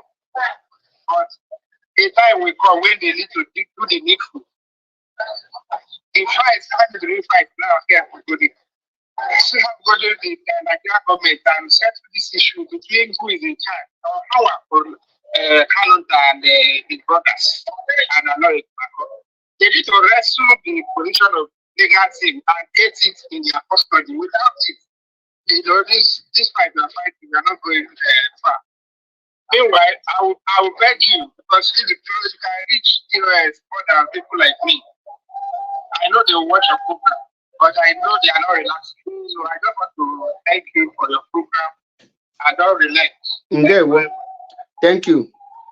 First of all, I want to make this thing very clear. One, first of all, I want to follow this program. And when I'm messaging at DOS, and I play their role. Well, but I want to make mistake. That na some na madu na mistake. Mean that none of us any hope then the mistake can go potalogi here. That mistake is too much of yes sir. Adeloma. Leadership shouldn't be a yes sir leadership. And while I'm saying that leadership and try, they are trying. Mana the leadership people tagwani na Kanu Agabi, although one that can go that waga no step will go down. Mana of when these brokers make Kanu Agabi be in charge and how communicate to the DOS. It's an insult to DOS. It's an insult to IPOB. In other words, kedonyo na communicate with. In other words, kedonyo na enya account with. In other words, kedonyo nya na aloko. Mazi Nnamdi Kanu no n'ime, somebody outside should be in charge of the case. Now, Monagina Aboma, that now Ozeko may have been removed. Who removed him? Mazi Nnamdi Kanu. Monagina Aboma, that Ifeanyi Ejiofor is no longer representing Mazi Nnamdi Kanu in that the same case. Who removed him? Mazi Nnamdi Kanu. Who now bring the Kanu Agabi? Biko, turn down your listening device. And 2 minutes came where Biko. Shabe. Ndewo. Good evening. Good evening, Ndewo. I should know what the purpose of this broadcast. Igeria? Okay. The purpose book concerning Keka IPOB Gejibu, the leadership, DOS in Gejibu, the leadership of IPOB. Kanu Takana, they in charge of the legal team of IPOB. And Gini Diche, na Mazi Nnamdi Kanu and IPOB. Mazi Nnamdi Kanu nwelu case on Aza Nablo case of IPOB. That is the purpose. So, here. And my motive na DOS got in charge of every activities of Mazi Nnamdi Kanu, and na DOS got in charge of every activities of IPOB. Now DOS got in charge of anything in as far as IPOB the concern, Mazi Nnamdi Kanu the concern, nor the IPOB DOS got a fully in charge of day-to-day activities. Apart from them, no one leadership come. So Made potassium that na Kanu Takan in charge of the lawyer, and I never Kanu Takan attack. It's like confusing ourselves. So my motive is for the leadership to take over their mantle. Thank you. Okay, but the women in the possible. Then the man had qualified to be leadership. General leadership. Thank you. I enter again, make it. Good night. I don't know he defend any person. God in eziokwu. How not possible? And then a Mazi Nnamdi Kanu dissolve her. Near his family, the position. Nothing more, nothing less. You knock at the memo leader. On yours and I carry out my activities. Manomu email leader. Resign alogina. Any sort of DOS ne receive tata. Obu na ha choice stop ya. How I draw that okay for that brokers made that time she draw red line. That brokers but the best in how I am. Ema bunye munu halu milinesum. Na DOS meka all this ashiri anashi. Ginu patana na hawan iye dia. Eda na ekwumye hawan onwe ha nyocha onwe ha. Obu no nwere onye enye enyo. Ndị suspicious she wepụ onye ana m agwa people si nnọlụ na a group ọ bụ na ọmụ aka na suspect she wepụ m na that group ka enwe eme achieve ya ha chọrọ ime emesi achieve achọzi add m she add ya ma ọ bụ na achọrọ add m she hapụ m because no ofu onye ka m bụ she ejine maka m ye lose that na anyị na target ọ bụrụ na ọmụ aka na trust lọ na nwere some questionable character afọ and in me just jejely remove me shame now. Remove go give for social reason. You can't see me coming back to attack. I will give my own support. Can what that thing? And what is the end of the double? You tender apology to me. My own mission, but she went that thing. So Obuna US in your tongue, I can the reason Mazi met some of them avoid on their daughter family issue and all these things. Because I need a man kebezu when you hide, you need a banana. Ian and Kanu Takanu made US attack. I put America here. All these things should stop. Can you focus or unite in one form? And with the US, you draw this red line. Everything I do on simple as that. Welcome to the program. Watching in 3 minutes, 2 minutes, I mean.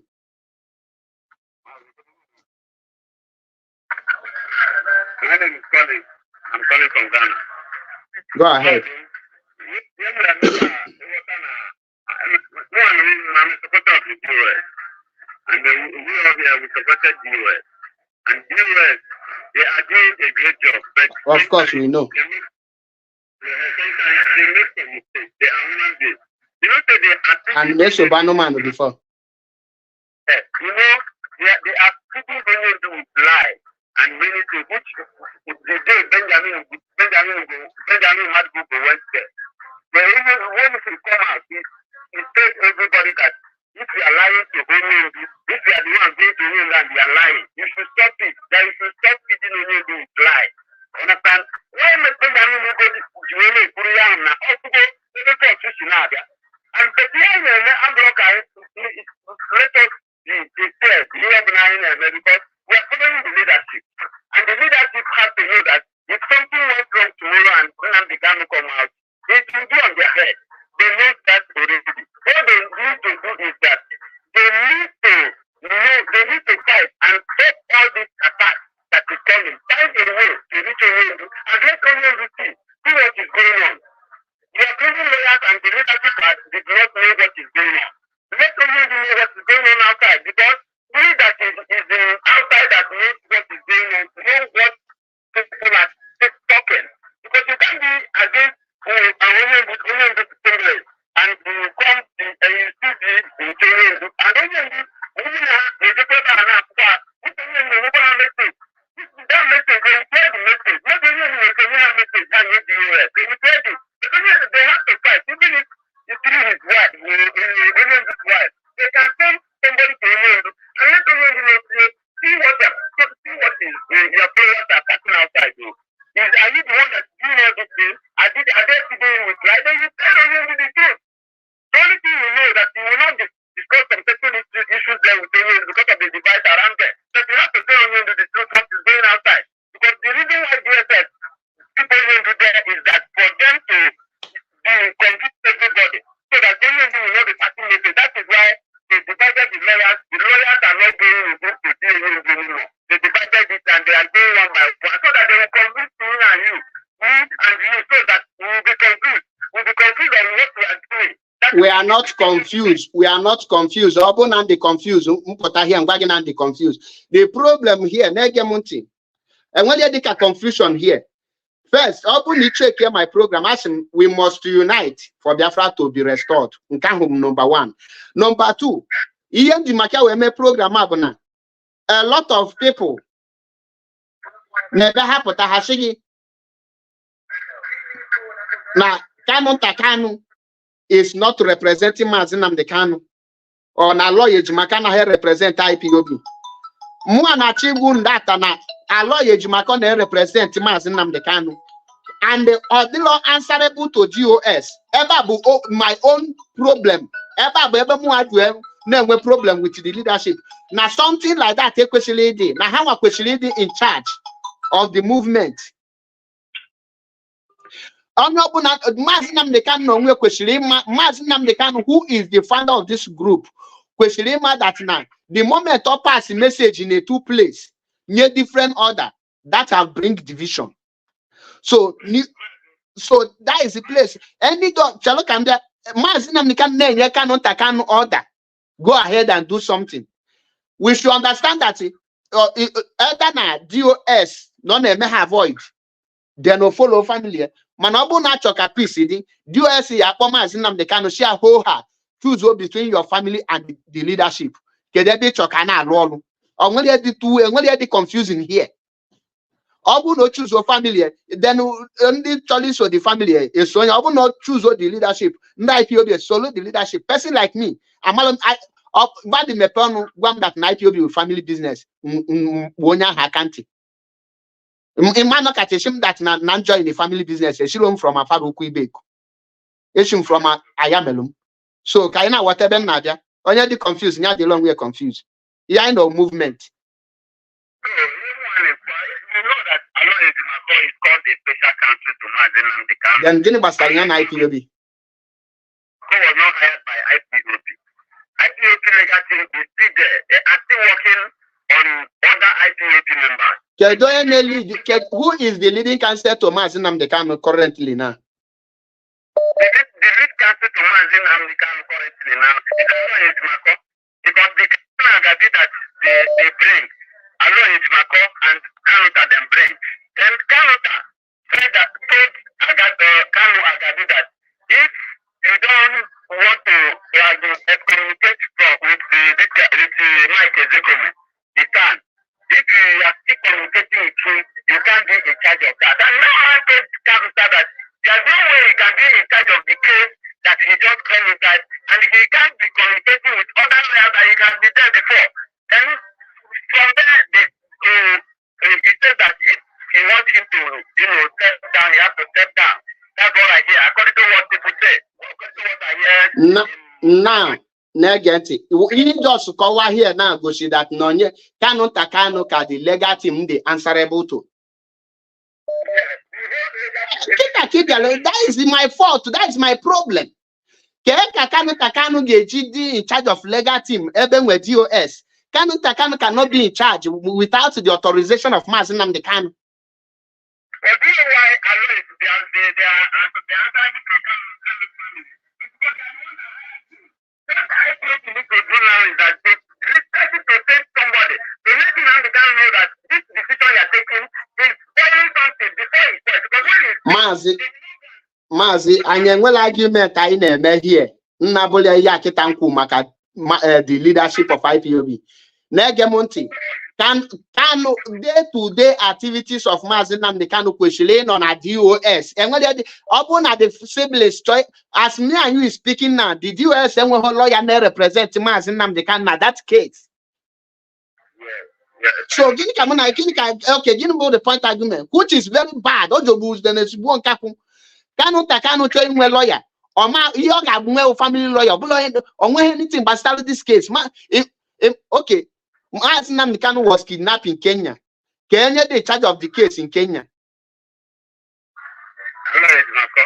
And the Kanu. DOS cannot give full details of Yemen and Kenya, the case of their leader. Eba can nagwa no jobulu se udeneshibon. Mistake akai kaneme. Mistake. A complete blunder. Obuna madam no a complete blunder. Can mistake. And the case who failed and when it's important, they gave blame DOS. And I told them that blame. That's why they made these brokers called the on record. Nancho Hakahadi in charge. The blame will be on DOS. And blame on DOS will be a slap on our face because they have defended them with everything you know. Mazi, make your submission because What they need to do now is that tell somebody to remove and let Onye know that this decision that he's taking is causing problems outside. If Onye don't want the DOS to still be in charge of the IPOB, then he let us know so that we the followers, if we can follow his family, we can follow his family. Because I didn't join IPOB to do a family business. I joined IPOB because it's an organization that comes from different, one family from Biafra land. It's not from one state. He joined the whole state, and DOS is not one person. So if they want us to still follow the route and the chain of command of IPOC, they have to let Nnamdi Kanu know what is going on. So we will not make any mistake because we have defended DOS with all we have. Everybody has, surrendered our name because of DOS. So they have to listen to us. We have to raise voice and let them know because we can't just sit down and watch them when they are making mistakes because it's our turn to, it's our right to, correct them when they are going in the wrong way. Our leadership doesn't mean that when they are going the wrong way, we can come out and tackle them and tell them, see what is going on. So we need to raise our voice and let them know what is going on because we can't be here and don't be there. When we will be there, then that means the IPOC to all the IPOC members in the jail will be there too. You understand where I'm going? So please let us understand each other and raise our voice in a more voice. Let us start attacking each other, attacking this lawyer, attacking this family, attacking this. It's not going to solve the problem. We have to come back table and solve the problem because we are one family. Divided. What's my own to say? And then Ndewo Chineke ndewo. Kola, welcome to the program. Ndekwalo gị nwa Chineke. Gwa anyị afa gị na ebe isi akpọ.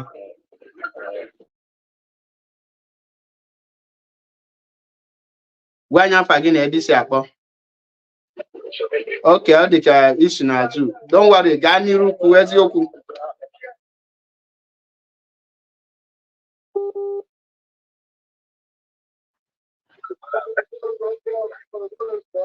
Hello.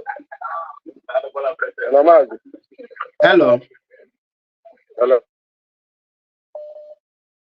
Network gị dị very bad.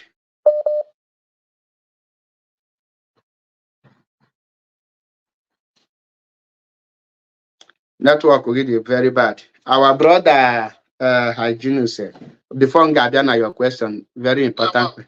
Ndewo, gbuo ya nkenke. 2 minutes. 1 minute. 1 minute. Okay. Man, wait, I'll call you back. Yeah, map. Gaa n'iru. Hello, map. Gaa n'iru. Yeah. Yeah, Keki man, one afternoon. Udo dị nwa Chineke. Sorry. Udo. Yeah, this thing, map, the whole thing is this. People are just are very, very confused about that what is going on. You know, because no one do no whatever on half the organization. On half munne nkoji on half and befa.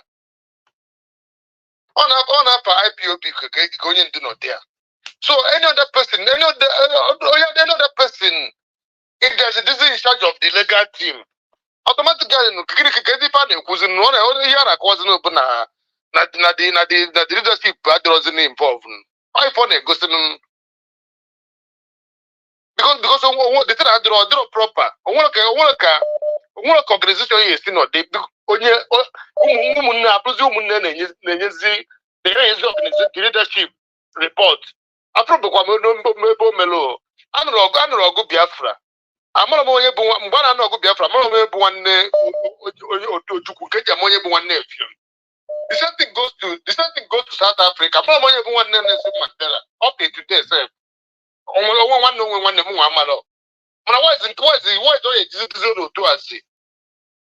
leadership allows the situation I don't know. A lot of people are going at this, a lot has gone. So at the situation I don't know if because they should know better, number one, and also should know better. I didn't you have become. I didn't hear because step aside from this thing. If I was helping, when you go, when that cross go level one, when that bloody, when that one niche, the level on so the leadership can happen. It can pay you na you have to just in a pay for me all the wrong. They should wake up. I was even better than this one. All I'm not going to person about. No, I'm okay, open it is in charge of the legal team. Then what are you in charge of then? Everything is in charge of you.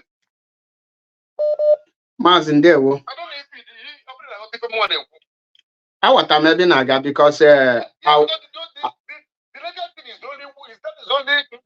only means of contact team will do. So you that means of contact. You know this spirit will I gap for you to move past as the leadership of the struggle. You know that means of communication with him. Can you feel us there, man? It was the body of the story of the back and if I had no more, more keep it up without that consult.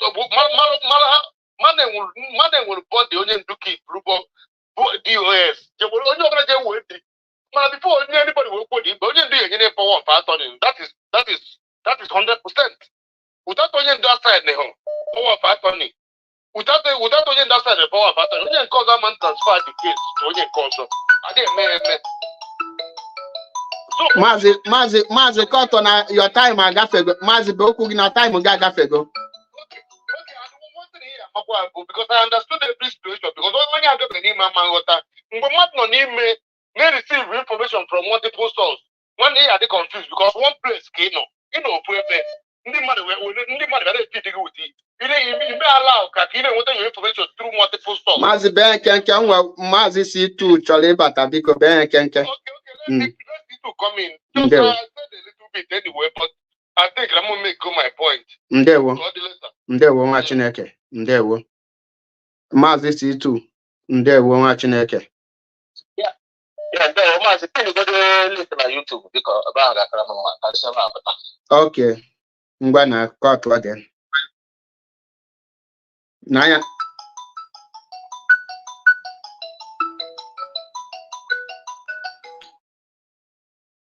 Hello, welcome to the program.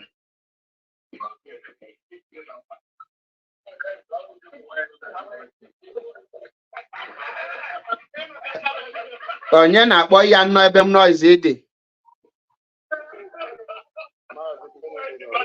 Good evening. Pụọ n'ebe noise dị biko nọ na program ndị mmadụ na watch ka nọ. Hello. Gaa n'iru. Mgbede ọma gaa n'iru nwa Chineke. Bee okwu gị nke ị nwee 2 minutes. Dekwalụ gị. I'm not on the program. Sometimes I'm not ajụjụ. US na-agba mbọ. No doubt about that.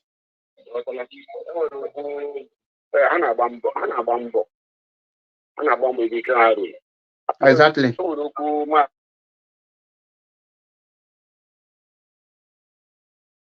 Network gị na-disturb. Maazị C2 the link nọ na comment section. Gaa n'iru, just go straight to your point. You nwere 2 minutes or 1 minute agafego. Okay. Maazị Chinasa were ekwugo abatara this issue of ụmụnne Maazị Nnamdi Kanu. Ọ sị na sọtọ Maazị Nnamdi Kanu ma only reason o ji nwee lawyer ejimaka in special counsel. Yes. So sometimes ajụ ka m na-ajụ. Usually Maazị mmadụ bụ na elogara Maazị Nnamdi Kanu. Does it mean na Maazị Nnamdi Kanu ghọtaghị the handwriting not on the wall? Or na ihe niile mega ihe proposal the overlooker or the issue not there. Maazị Nnamdi Kanu visit gị ahụ mislead gị ebe o buru ibu. Ndị visit Maazị Nnamdi Kanu mislead gị ebe o buru ibu.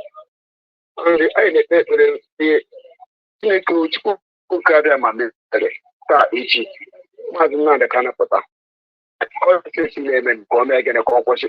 US na-agba mbọ ha nweghị ike ha ndị steeti the whole lawyer anyị were ejego court ekpe ikpe a ndị a Maazị Nnamdi Kanu enwe mmeri. So anyị adịpụta stand ya sị na ha achọghị any other court because ha gaala court for 3 court years. Maazị Nnamdi Kanu ebe a ka DOS ga-eji wee stọpụ onye ọbụla eweta na lawyer. The other day, Maazị Chinasa Nworu kwuru okwu sị that I achọghị the trial of Maazị Nnamdi Kanu. Nwanne Maazị Nnamdi Kanu sị na ọ the next of king, also next of king. It will change the day. But na Maazị Nnamdi Kanu was trial. Actually, that word, that increase, you need it. Does it mean that this man is trying to make sure that now Maazị Nnamdi Kanu is jailed? Or because of this word don't make that first time that now they make of king? Ndewo Maazị. Ndewo.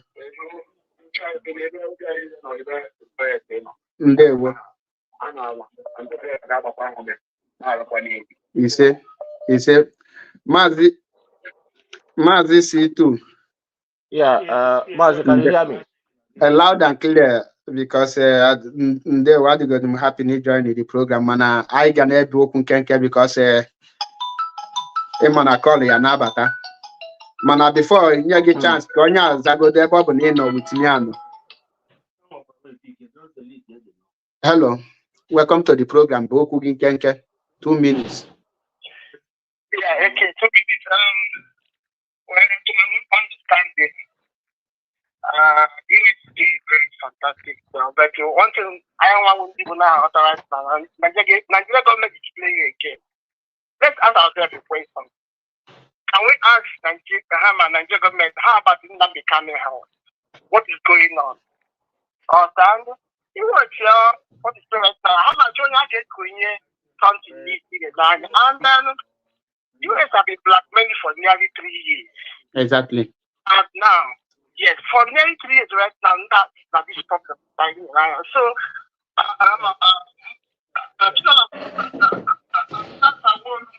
just came out, to allow us that if anything happens, they have done all their job, all the way from all the whole high court to the Supreme Court, and then not becoming war. No. So now the Kamnana is trying to do a cash act. Try to connect all those issues to right now. Confusion among us that we are in charge. We're in charge, you know, bullshit. It's a scenario. Yeah. So the only thing right now for we to focus, you always have done a fantastic job. We don't want to have done a fantastic job right now. All this counter, and then one year working right now is trying playing all those with Nigeria government of Kashmir. See here, right? I can't go there. Oh, yeah. I didn't know you were that. Let me stop here, my brother. Mazi C2, let me come back to you because the truth remains that DOS have done marvelously well, no doubt about that. But for Mazi Nnamdi Kanu, DOS woku in the name of Mazi Nnamdi Kanu and the IPOB. Eba kansi na DOS kushiri draw a line for everyone. A freedom movement. Mazi Nnamdi Kanu is the leader and the founder of IPOB. Everything I can make to free Mazi Nnamdi Kanu and to restore Biafra should come from the leadership of IPOB. Unless Monyahem were his own group, Nabul IPOB. Man, to me, in as far as that name, IPOB, in the consign, now DOS got in charge of from A to Z of it. That is my own. And the Obona, and where Mazi made mistake by deviate, they should remind Mazi Nnamdi Kanu na Mazi while in a radio Biafra that anything that DOS be the highest decision making, and in anything happen again, which na even self na will can make mistake in your God that ilu dia hagwagi na ya ngina ati no that is the law. Yeah, Maziku. So more na DOS need to take over the mantle fully. I malo know how I can so.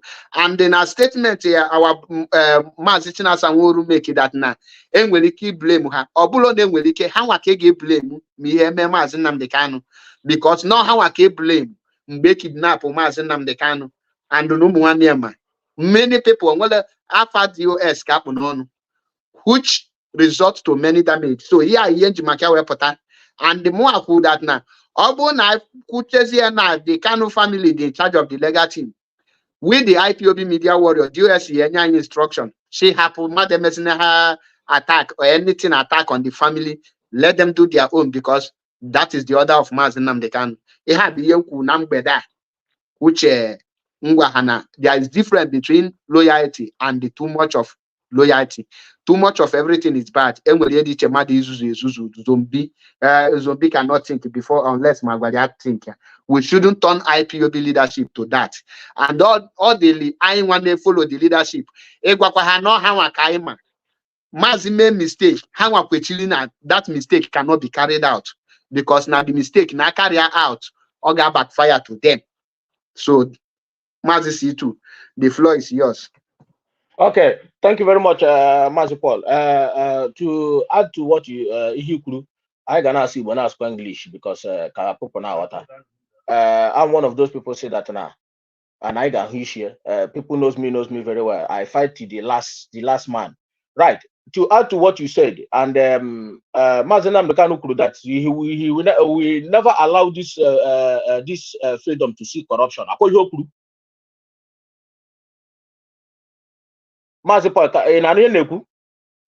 Yes, I hope. That he will never allow this freedom to see corruption. Exactly. Now, everybody know that because this is what I will hold Mazenam Bekanu by his word.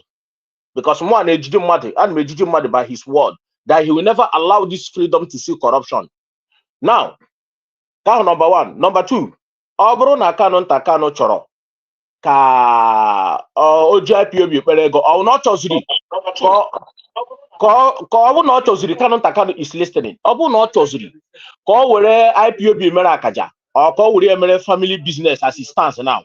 Kano Takano, Polite, all the whole Biafra Nine, Ababuru na Zoo, Muramu, Mandeno Nanga, Mande Muramu, go and wake them up. Obu nature of all was their Kano business. I don't care. Go and wake them up. All the Roman Amazon, the Kano, Patama Joy, a question now this freedom. You see, more, I want to hear 3 gam and 3 gam, 3 gam, a women cannot to you, but you had the bagodi. Mazima, this program they are very diplomatic. Yes, I know. I know. Because I understand. Because now my program can nowhere. Yes, I know. So, yeah, just political Biafrans in Ilang. I don't care here in a fine boy in there, but Kangwa Biafrans can wage open in a choky in a joke. You know, joke. Each one can deceive you. No matter everything, no bona. No matter everything, no bla many. Enwere la onye mu eziokwu ihe niile from agan IPOBs enwere ndị mu eziokwu. Now let me tell you, Kano Takano ebido hu attacking of DOS today since 2015. Uno nwere idea obuhu today ko bidoro since 2015. I know why I have idea all recently I have idea that he has been fighting these people since 2015, and on his own personal agenda. Kano Takano I thank God that he is listening. That is my happiness. On his own personal agenda, and if he swear, listen, Kano Takano his own personal agenda against his brother. That is number 3. 4.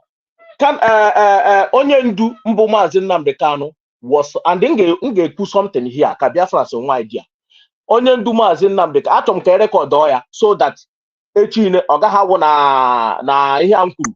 Na ọbụghị eziokwu ihe na-ekwu ihe na abụ eziokwu ịma anyị nọ under oath. Onye ndu mbụ Maazị Nnamdi Kanu was lied to. Atụrụ na ya asị Biafra so na anụkwa ihe he was lied to. Onye tụrụ ya asị ndị tụrụ ya asị bụ ndị Kanu Takano jere je gba afa. What I'm telling you now, ọ na ihe he is listening. Na anyị nwere ndị chiri ire onye ndu Kanu Takano ji awe ihe na-ekwu now. That is why iwe ekwu agwa Biafra so certain things. But I don't check Mazi Nnamdi Kanu was deceived. He was he was deceived, and because you bro mother, I won't blame him because of things because of him. Rittenberg, Mazi come Rittenberg, and Clifford Iruanya and Omiomia and other things. Mazi Nnamdi Kanu was taking caution. DOS, those people now. This is when we are starting plotting against Mazi Nnamdi Kanu to overthrow him. Biafrans, our people are actually they don't cool down and check and what happened. Go to go and search, dig out him. Our people, instead of how I do we that is why that is why can come out. A boy in 30 years can come out and brainwash you. Gwage that a butter fighter jet and anti-craft missiles. Ebe kogamant and abakia den there. Kogamant here G satellite and all. Shame on to you people that get that idiot into Juno. Your brain no watch Obuni Genti finance that before Tinya number. I tell them those people because Obuni they follow me na TikTok. Mona done when Mona hand for complete 4 hours. Because amala mi na Ghana TikTok mfuebe hazuko na one platform onye n'ọha na anyị na-eme ha na-aba n'ọha ma nke ka m batazi ajụgide m ha question ha ncha niile agbafuchie. So enidro m those ones, enidro ndị brain ha na-alụ ọrụ, na-ekwu okwu ndị dị ndụ, anyị enidro ndị nwụrụ anwụ biko. I know, Mazi, it's just an instance ka anyị na-ekwu because our people echem na ndị Igbo ma ihe, not ndị ma ihe ofu no na IPOB na echekwa ma our people ma ihe. Anyị na-akpọ ndị ọzọ coward, na-akpọ Fulani ama m na ndị Igbo coward anyị nwere. I tell you the gospel to ama m na all my people with the foolish cowards anyị nwere, pụta anyị na the boy that about coward, Fulani is coward. But come on, some of us in Europe, you were a supervisor. I say go and do this, do this. Some of you, the law, so you cannot betray the law. You betray the law, you know the consequences. Some of us in an organization, they know the consequences of if you go against their law, you know the consequence. Why should you go against IPOB law? I know by this time, but when you could say whatever Chike Doziem says goes. Amahamo Chike Doziem, Amahamo China Sanworo, Amahamo Abanyim, Amaham these guys. But to them say law whatever they said goes. If whatever Chike Doziem says goes, there is reason why. And let me tell you, friends.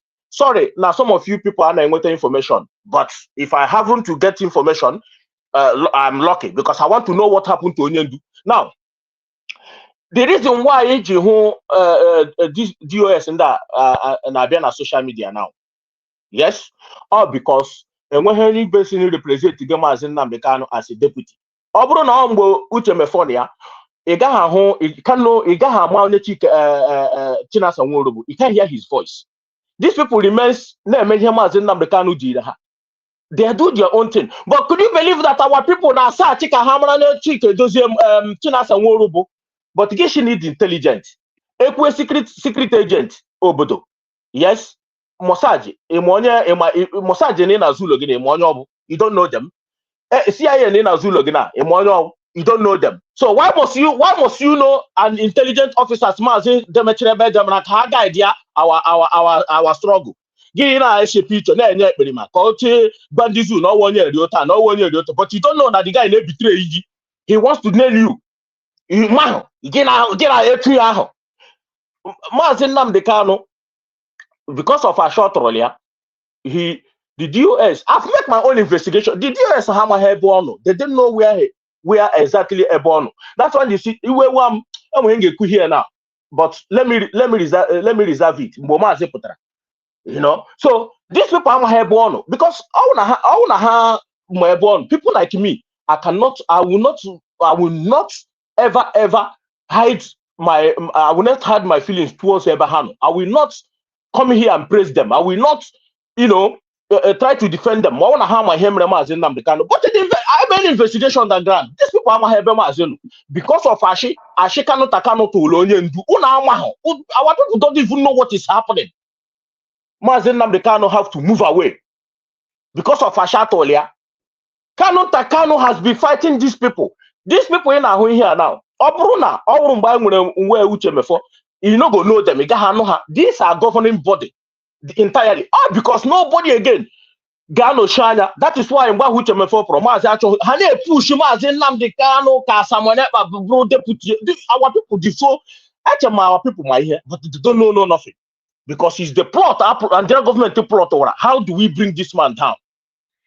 Then I start projecting this experiment. Fair enough. That is why, thank God that it didn't work out, but he worked out in a way. But thank God, Mazen Namdekano never recommended him to keep on social media. I say, okay, from today, no one, I'll go to my happiness today. He didn't. That mistake did not occur. Now, as kidnap Mazen Namdekano, who are the people again who check that? All the DOS. They are not meant to come to social media. This is our people. And Momazine broadcast. Our people are learning. What I say to come with your pen and paper. Our people have a reason. We had a reason to walk on Nigeria Zoo. Hey, to watch it. But do you learn anything from your leg? This man are not meant to come to social media. Yeah. Eziokwu na IPOB members. Anahege Mazen Namdekano Timone broadcast. So see ha na pick Lodia bu Nigeria is a zoo intellectual. Yes, yes. And when any other thing, that is why many of them cannot reason. TikTok, to be honest with you, now watch some coordinators na IPOB no na TikTok only autopilot jam had confused. Simple questions. Sorry. Allow na 1,000 followers, but nkana but I join the lazy life. Yeah, na chance na gazi kam fonya ahụ gasị na ya oye dia. So many of our people, that is why you see, enwe criteria say kwesịrị iji wee na-enye coordinator. Nwe criteria say kwesịrị iji wee nwere anything position na IPOB. Ọbụlọkwa sọsọ ndị IPOB members so ọ na-efom and my people no blow any TDOS are wise are hardcore. And will you make him mad hardcore? And no matter disagree with you make you have to hear the person's point of view. Then he made the argument. We lose some facts. Happens here we lose some facts. Point here pick from Onya. Then Messi actually me. Now this issue of this counter now. That every attack on them should stop until Mazapota. All DOS called this it draw a line that now all Nigeria this IPOB. This should be our stand, and this should be the procedure. This should be how we will move. So now everything gonna go now. Gabu monya likely more likely. That's when we are seeing DOS gain your chong. This show that nenwelonye enenyo ni meha obu no how when your chong work with the person. To make sure that now a man where something again who do here. Like when one group I know one day and I got trust or say trust who has said Unurapiana got trust. Obu no more Diana trust weaponum na this group. Now the most important thing more interested book and what ya notcha. Weaponum I don't know after all those things. Obu no more problem IPOB way. Ngagwa ho ha IPOB take me out. Get that thing. Then you can solely enjoy. Makamanga boom is stumbling block. If they are dealing at the movement, eba can nekwetelo. And the more a man not here, mpota me broadcast, na si cannot this, cannot that. DOS good and fine. Hachi that na the nahage take the right step by namaza magazine court automatically. Mazi, let me say something here quickly. Okay. Mazen Namdekano is member of DOS. I don't know one idea.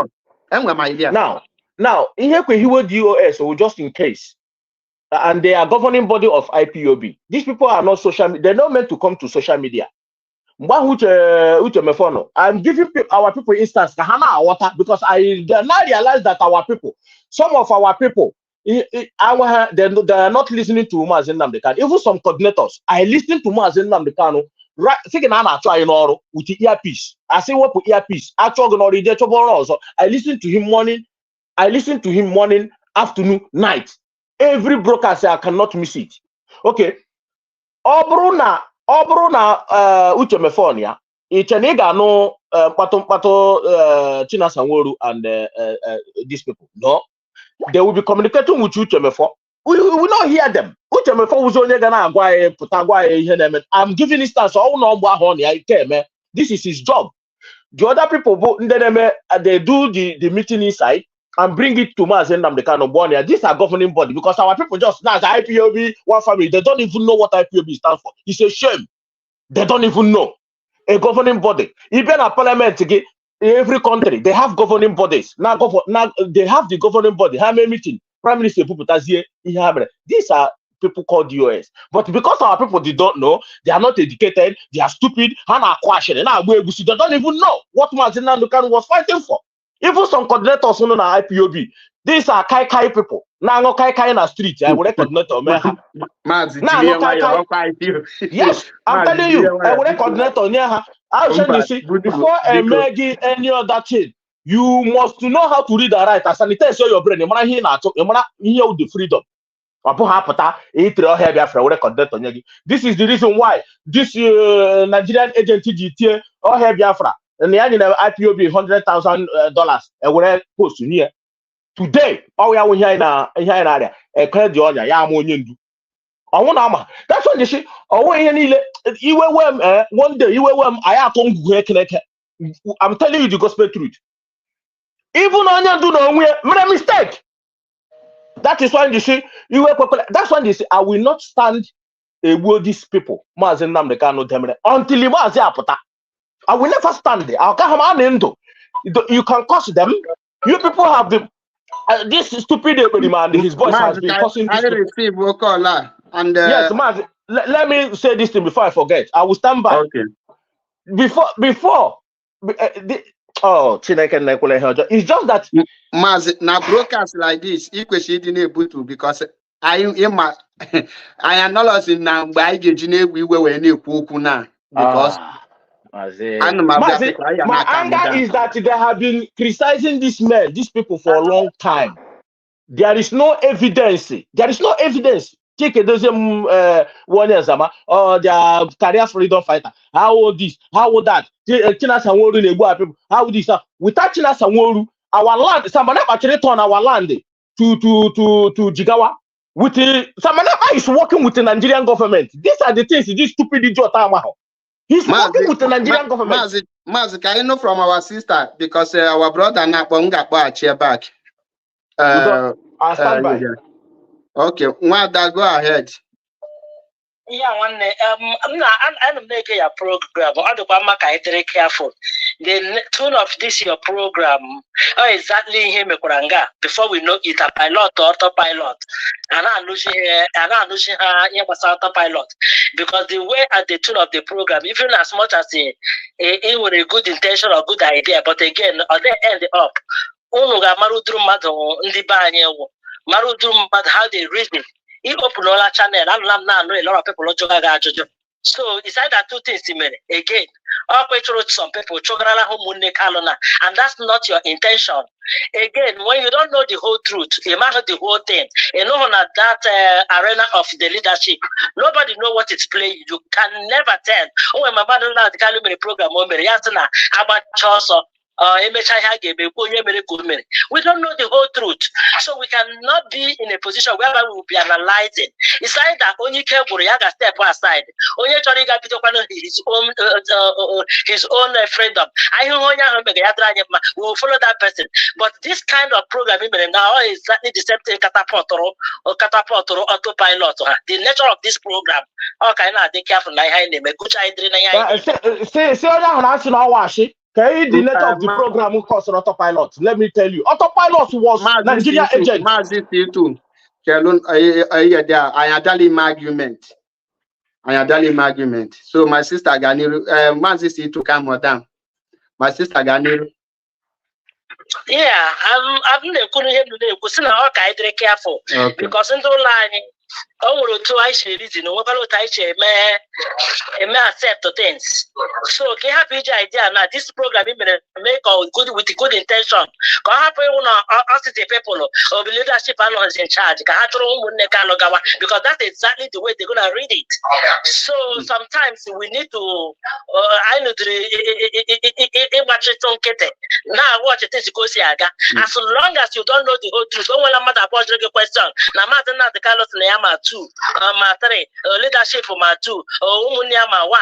And in the past, the people say, Mazana the Carlo can never, Ikija, they are working also, this program. And then no Mazana the Carlo, so how he reason. Shonya the same message, Shonya the same message, Japonia the same message. There are 3 people with the same message. At the end, also only with the truth, we have to be careful. The way we come fast, analysis, come on to a conclusion. Now here total A or the B. This our fight is not A and B. It's not. So I have to be careful, please. Bika papo na mazisi to become where each other mana biko. Yeah, 1 minute. Yes, Mazina Bekano say no around him one or Buhumunye. Us in the around him one. He's deputy ma 2. Yawama the hotel. Umunye has nothing to do with this Yamazoma. But come on, the mistake now, Bona Umunye are partner with the Nigerian government. You see, I will keep speaking the truth. It doesn't matter. Kanu and Meko again fine ball. You see Nigerian politicians and their governors, especially Igbo governors and politicians, they are partner. You know, I will speak the truth, even in the front of Mazen Namdekanu, because he will never allow this. Yes, Mazi. Because Oku Kali, no, and well as much time. First of all, and I must tell you that you made a point, and I appreciate you for that. Manage Marokano, Kayaliku, Kayalime, Oihe Yellow Canon Takano, Simon Epa, the morale and the mind, he penetrate IPOB. Kayaliku, Chelo can be Kayaliku, the Matalo, Nai Matalo, Onya Patachike, dozem Gebonyoda, Canon Takan, and your danky. Kayalime, Pata, all these things. I try face reality. I get face reality. Onya try dapu, Onya dapu, Onya Chopanino, Nyanolo. And Abdallah here, definitely, their calling is to fall out. Ordinary Kalakaha, and I must stop here. So, and the Okuga Keta, but I got mad that now a lot have happened because Nachoka, Kaya Liku, Maka, our people are water. We must face reality. So I really appreciate your encouragement and your advice, and the which areas nga correct some certain things which water, and I respect that, and asking Ginyamalogi Mama Chineke. Ndewo. Abuno when you just 1 minute. 1 minute. Yes, it's people who have program Mazi I did. They me 4 times. They me 4 times came at that program. In often before, we were waiting for Onion to others, but now we have to about what is happening that they have take off. Now they take go off. So now everybody put I think how strong or they are not doing this, they are not doing that. I don't think God are right in a way because they say they are no longer waiting. They have taken off.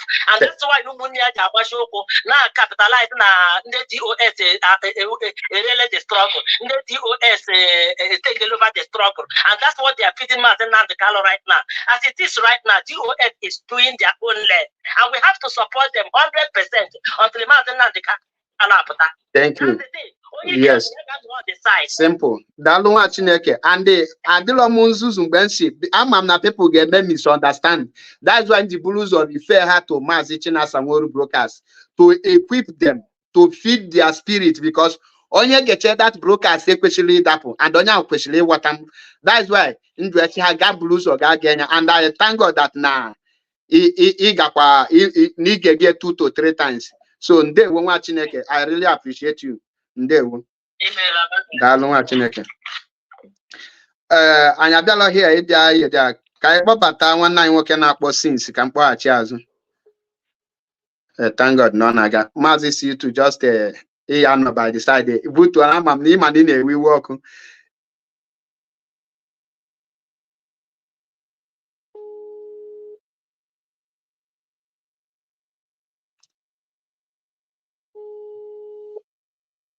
Ọka nọkwa with phone ya. Okay. Ndewo nwa Chineke. Ama m na ịma na anọ m Okay. Okay. Yes, we are hearing you very clear. Maazị Metusela nwanne Mekisedek ka anyị na-akpọbata. Ndewo nwa Chineke, go ahead. Yes, you're welcome, brother. Yes, I have to start by saying good evening from the beautiful city of Biafra land, specifically in Ebonyi State. I want to thank all of you that are already here, that are listening to the program. My name is Metusela Nwanne Mekisedek, who owns a platform called Facing the Reality. Sometimes seeing is believing. It's not just hearing from what people are saying on social media. Sometimes you need to come on ground to feel it. But when you are speaking, people can be able to hear you. I don't want us to be on the internet combating what does not in real sense exist. I've been here, I've been walking around. I have a lot of videos that I don't want to push out now, that I'm going around different states, interviewing people, asking them what is going on. To be honest, Biafran government in exile does not exist here. So when I hear people killing themselves on social media, I begin to wonder which word are they getting information, and at the same time stressing those who are trying their best. What we are witnessing now is a mistake of yesterday, which we have been saying that we're gonna correct it as soon as Mazen Namdekan is out. The mistake has been done. That's something that our brother made mention, and I quite agree with him. We don't have to allocate position to people that come with money. It has really, really messed this thing up, and this is what we're gonna correct. Kano and his crew, members of the Red Dot State, have been trying their best. They're very sincere. Exactly. And at the same time, very loyal to the leadership of this struggle. And that is why Mazen and the Kano accuse them. But sometimes they never knew that it's going to come to this stage. Sometimes loyalty does not really come out in a positive way. And this is what we are facing today. And that is why the reason why I'm supporting them and defending them is not because they are doing the perfect job that they're supposed to do. No. It's because they are sincere in the little they are putting out there. And I also understood that they're also working like me. They have family they feed. And they could imagine that they're not receiving any money, any time. Even they're putting their own and their energy and time. I know what it means. That is why I am behind them. So that for people who may come out and think that Methuselah is supporting the leadership of this struggle because they are doing a perfect job that they're supposed to do, because the resources are not within their reach. Some of you may not know that I really, they really suffered to recover as they are recovering now. And it's not just because of the infiltrators, but because of those that we felt that are in the circle of the leadership. And I have to be specific, Madam Nayanya, and then begin to see the picture of Mazen Namdekan siblings, which not supposed to be in the first place. It's very, very sad that we call it a family, and that is why you see a lot of things going wrong. We call it family, so we are treating each other like brothers and sisters, and that is why people are crossing boundaries. And I can't not remember the history of freedom fighting, the brothers of the leader of that movement, intruding in the affairs of the organization, and everywhere is calm. Everywhere is calm now because the measure was not put in place to take away those things because they call it family. And that is why they are frustrated. The brothers of our leader are frustrated. And this is the tactics of Nigerian government on the whole IPOB members and the leadership, to frustrate them so that they can now begin to go for peanuts and begin to dance to their tune. So what we are seeing today is frustration, and at the same time they have bent them.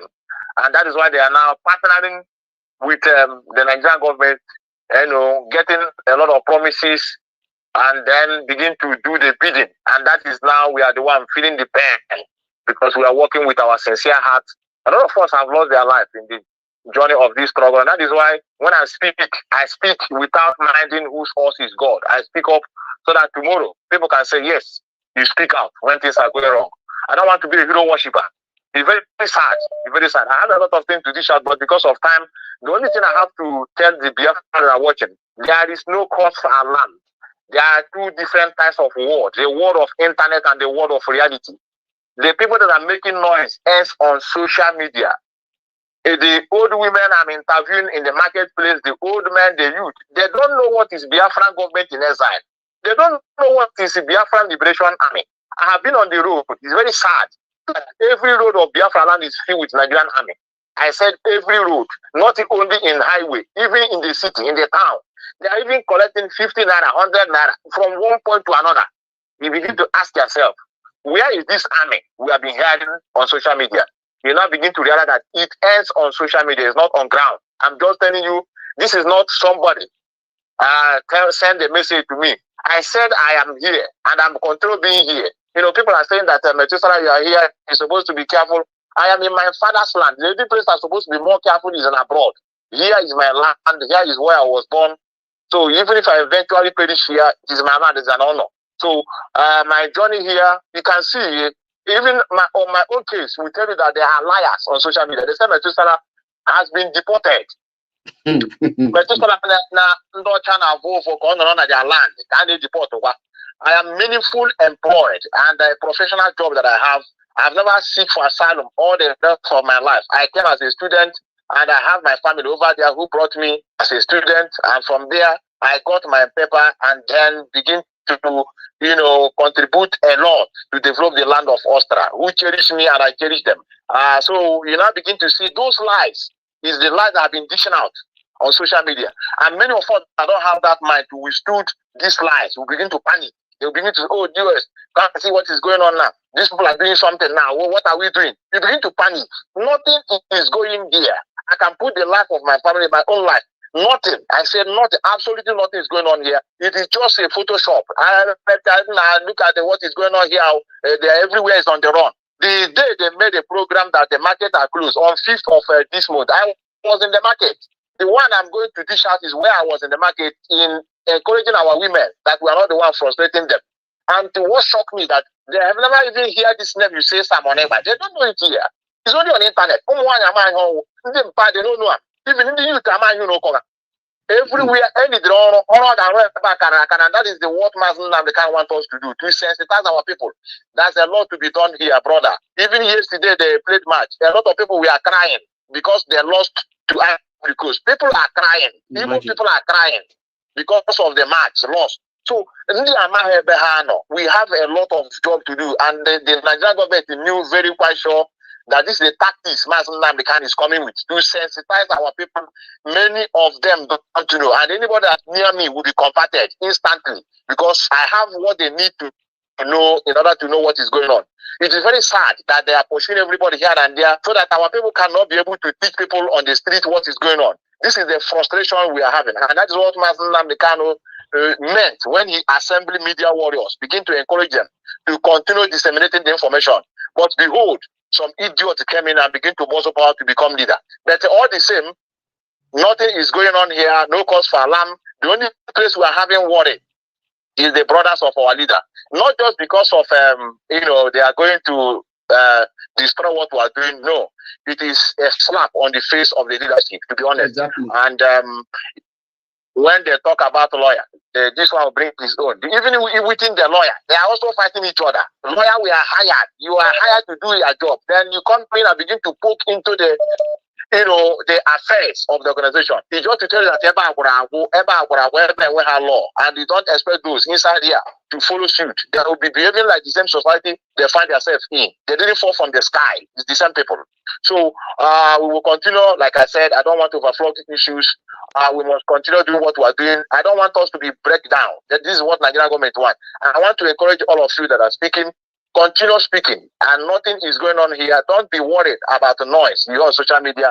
Nothing like a referendum here. The people don't know what is then talk of referendum. And one here. The program I'm doing now is state. And my people are doing a state. Last state, state. Every follow. After now we must state. I have a state. All about that state. But on the internet, we different state. Then when I go to state, where I participate. On internet. Many of you. Metal, so I'll see too. Neku. Metal, thank you very much. I just hold on. Let me round up 1 minute. And like I said, I want to encourage many of you that are speaking. I want to encourage you to encourage others. Sometimes what is going on can make someone go mad and begin to speak, and people may understand that to understand the person that the person have a bad intention. No, one this struggle so the thing is that I got continue those leadership better. I blame with the entire leadership, even when Mazen Namdekan is still there, because they did it as a family business. But the only thing where we cannot hold them responsible is that they don't know that it's going to be in this way. Even me that are speaking, I don't know. I don't even know that the level of the stupidity of our people is to this extent. It's not because of this autopilot issue. I have an idea. So that's why we were small, my calm or down. On one man like this, the stupidity of our people to the extent that we Photoshop push on online. Everywhere is running. The Bible also in our also with the freedom. Also for me freedom. But like I said, we must continue without going being subdued by anybody, be it the family of our leader, be it those behind or beside the scene watching for to see our downfall. It's not going to happen. We were made for this. we must continue to help those who are genuine in this trouble. So this is all I have to say. Paul. Meto, thank you very much. You're one of us. So much like remain blessed and stay blessed. It's okay, brother. It's okay, brother. Thank you. Yeah, Mazi, like like when I was in Biafra land for 3 months, I know we speak with evidence. I was there. I know, all I come to Metunu there now. You see, I watched the video on the Nima here when I love what he did. I love it when in fact, I'm on the video. Immediately that thing, I was so happy. My mind, I swear to God, I was so happy. Before you know it, now you see somebody being in Europe, family, for a long time. When family, when citizen, you don't even realize. Oh, you want this autopilot people. Now these people are cost. I had an amazing number. They cannot cost them. You see over I was in nowhere monitoring what is. You see this enforcement in nowhere.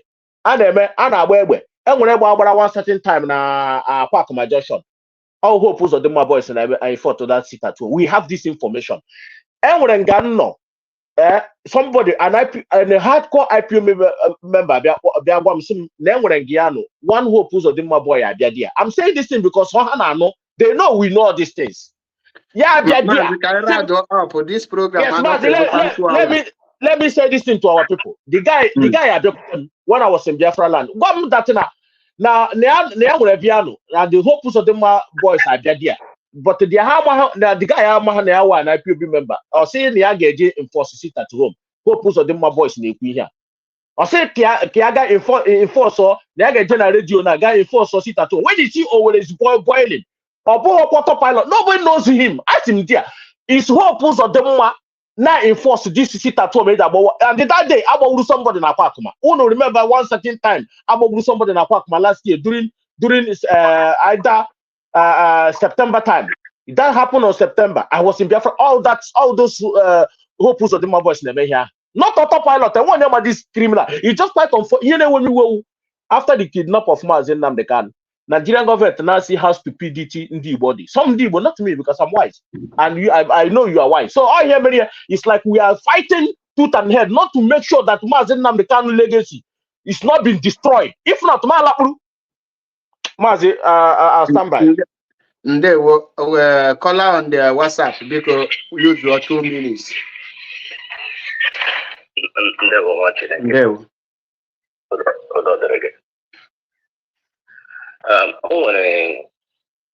One mistake I didn't make.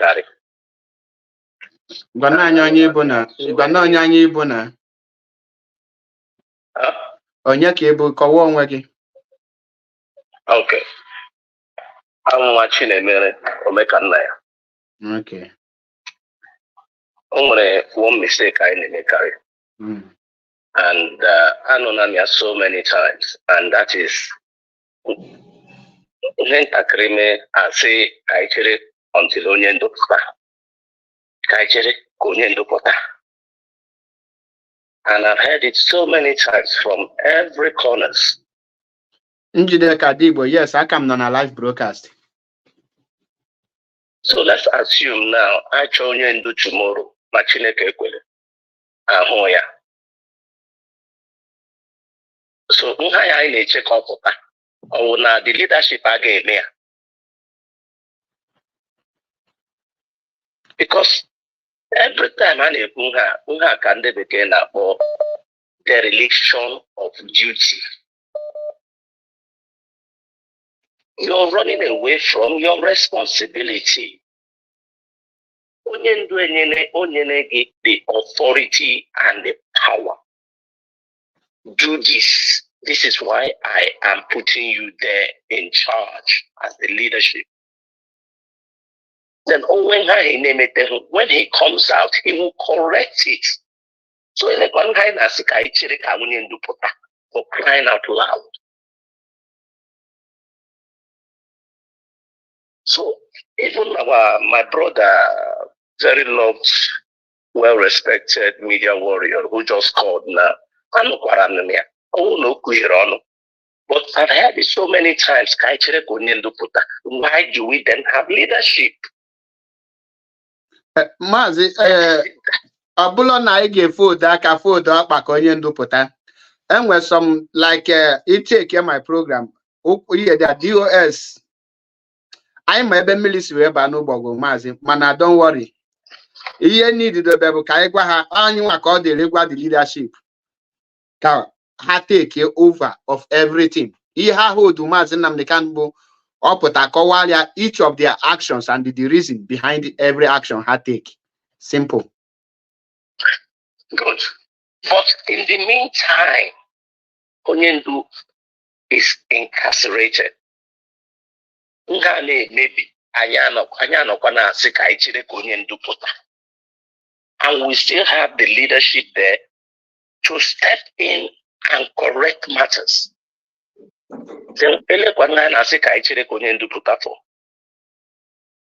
Because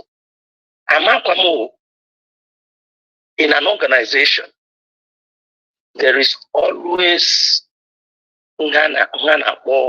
shuffling of leadership.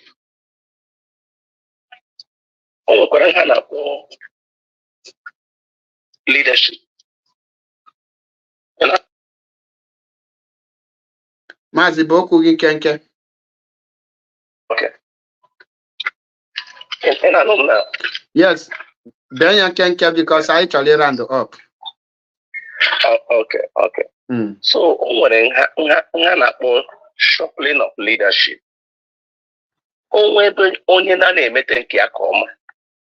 then the head of the leadership should step in and do the proper shuffling of the position, so that I gave the whole leadership a bad name. Before. This is a very, very core area. I can't say now because maybe I can tell you with concrete evidence, but it is not going to be for this program. And then the leadership that is undermining the authority and the power of Mazi Chika Edoziem, I can tell you with every confidence and evidence. Only doubt to take my number, give to them, let them call me privately. But I will not wash our dirty linen in public here. And then Mazi. The other point I want to quickly go to is I listened very attentively to Mazi Chinasanworu's broadcast on the 27th of January. Mbopotara say this is the time to rally everybody together when they have major. Let them come back together into the fold. But to borrow the word of my able and learned professor, Jonathan Chinedu, there can never be peace without equity.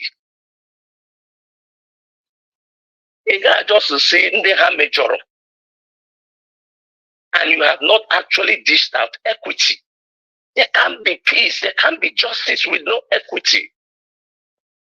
That is why you put to that call. All in that called is step forward. Then it Malaysia Manyawa at the ready offer the equity because Onyawa will the feelings, Manon will couple normal the particular people or now all national like non major and they will make that statement. It is left for me to now approach and we are not head or not natural justice na so place. So under according to now, effort I seek here for that equity. No, Mazi, is the other way around.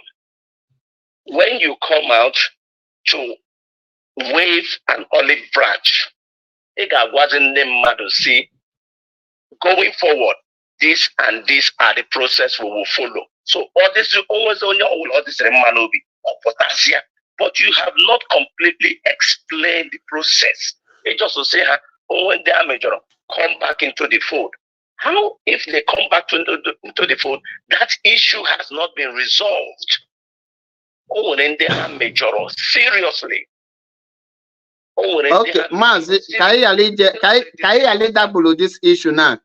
Nga save this your number, then I think maybe you will now help and bring those people forward so that we will now put head together on how to bring them back.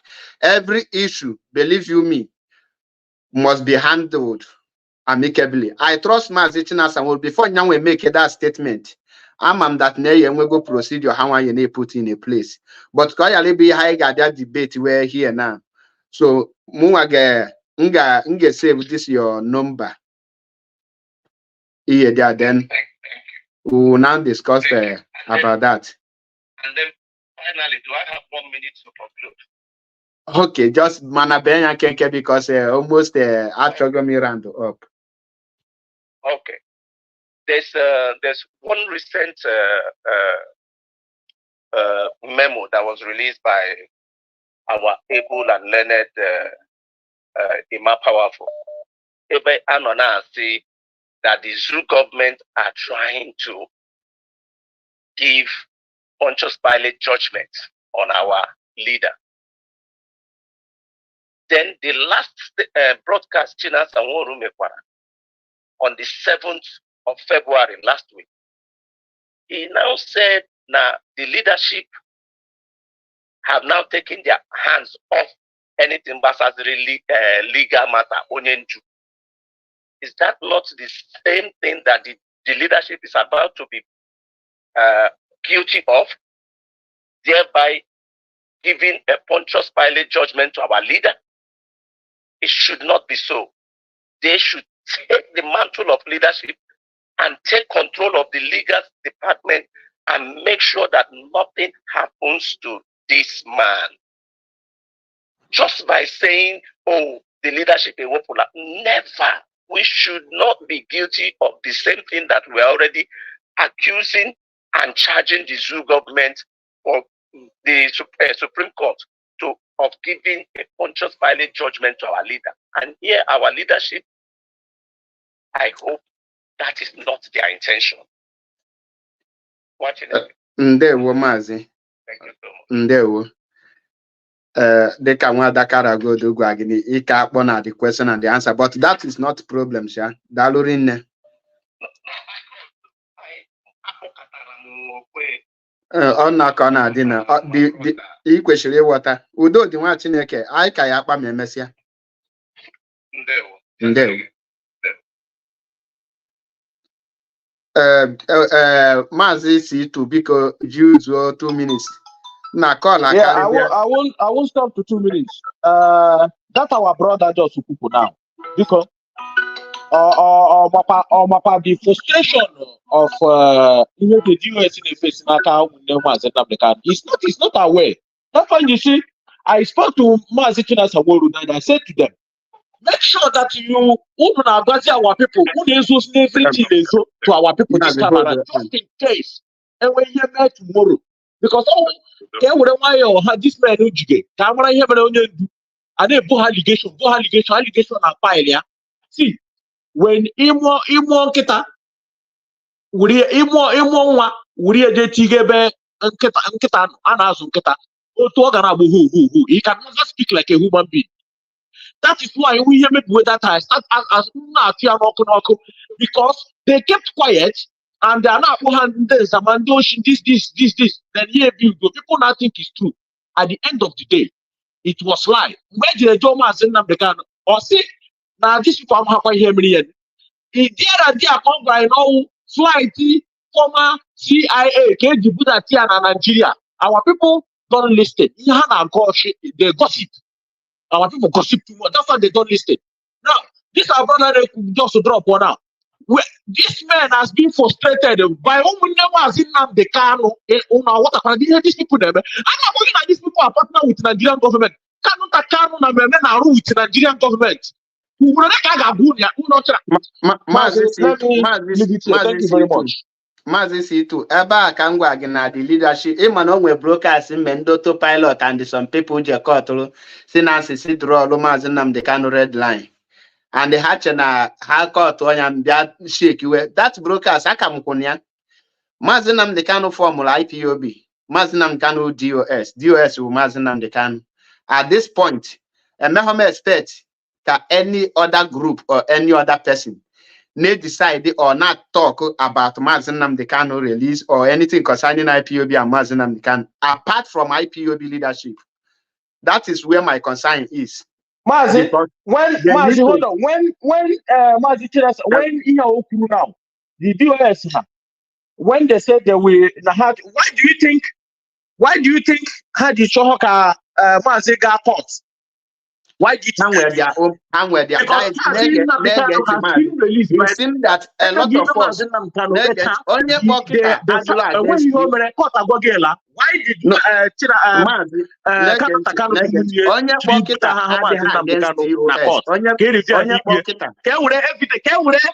all the atrocities of our land, then the same as Nnamdi Kanu.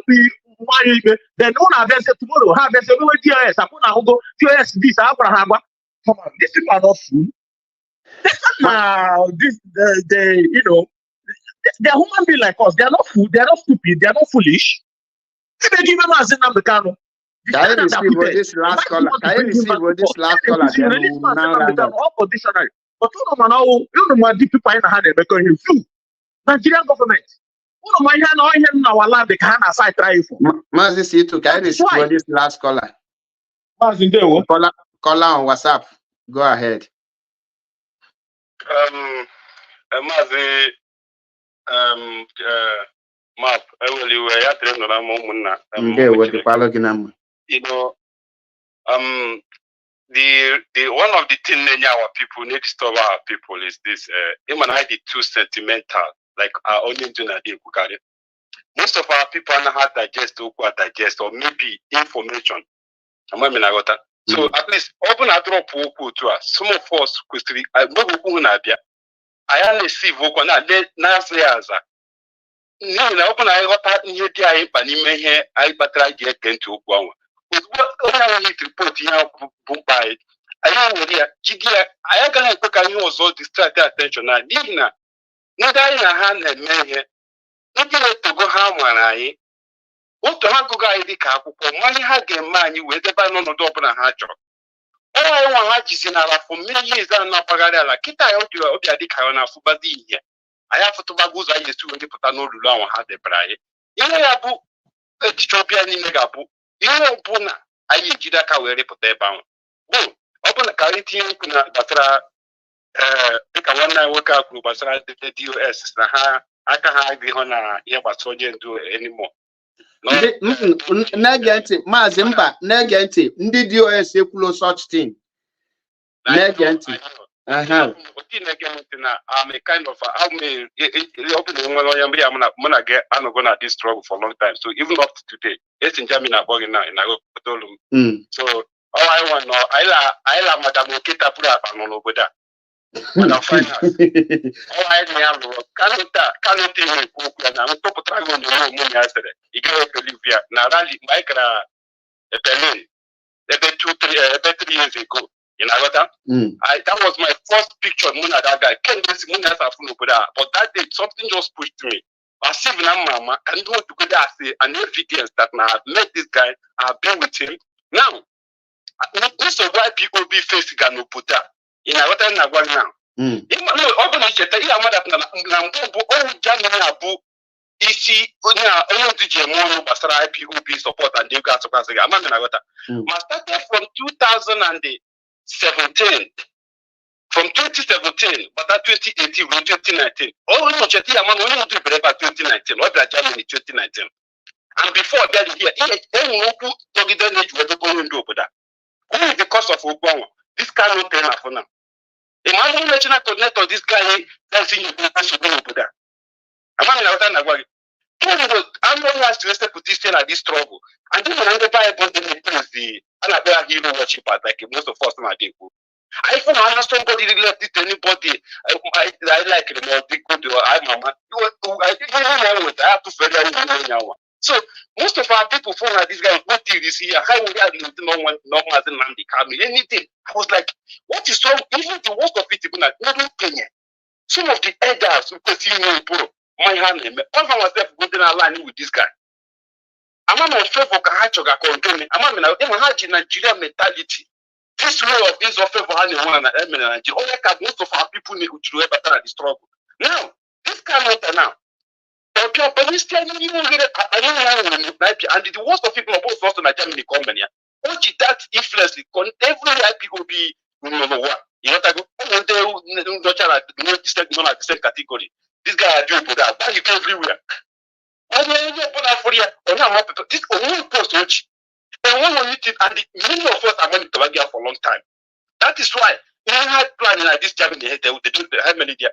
I'm a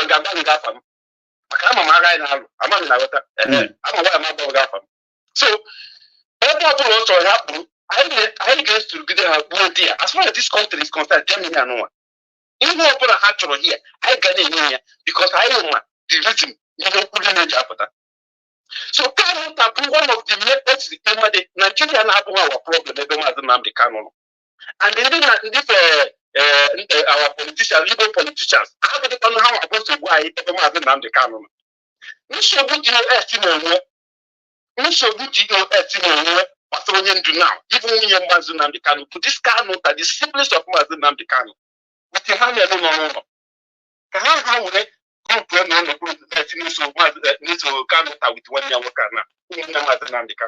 All these people, if we need to stop with the US, and why did you look at the US and many of the friends they make it about that? Please don't to destroy the people. He watch at the medicinal group, he says something. The loyalty, the leadership which really follow the strength of the canon. Because the other trouble because the mentality of our people is too low.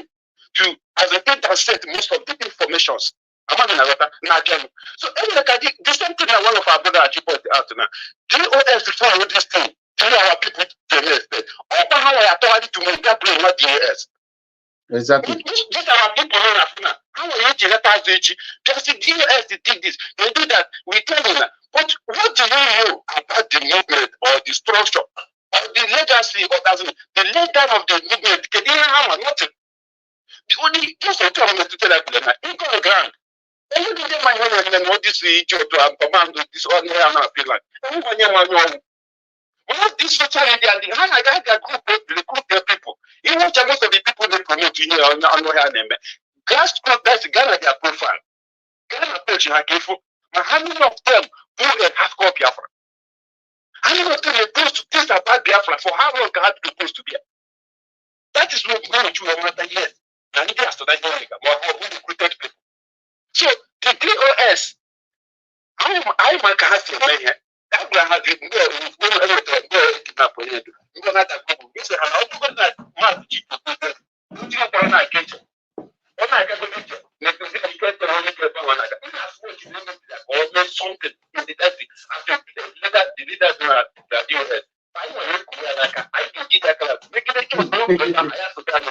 I have people on side that the hydro as far as US leader is concerned, for the moment, everyone to the TV, you don't have but the right to go by hydro.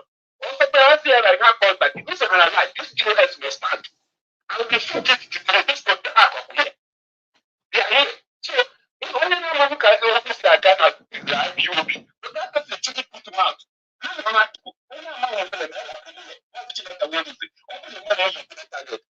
That's considering the money. So don't program I was saying, struggle. I don't know anybody about that. Religious church, church. You have politics, you have millions of lives. So our people are telling can't matter. That's the only place I need to our people to go to more of South How what are they very well? The role of Kano, Mazi, now my own opinion. Mazi, now my own opinion.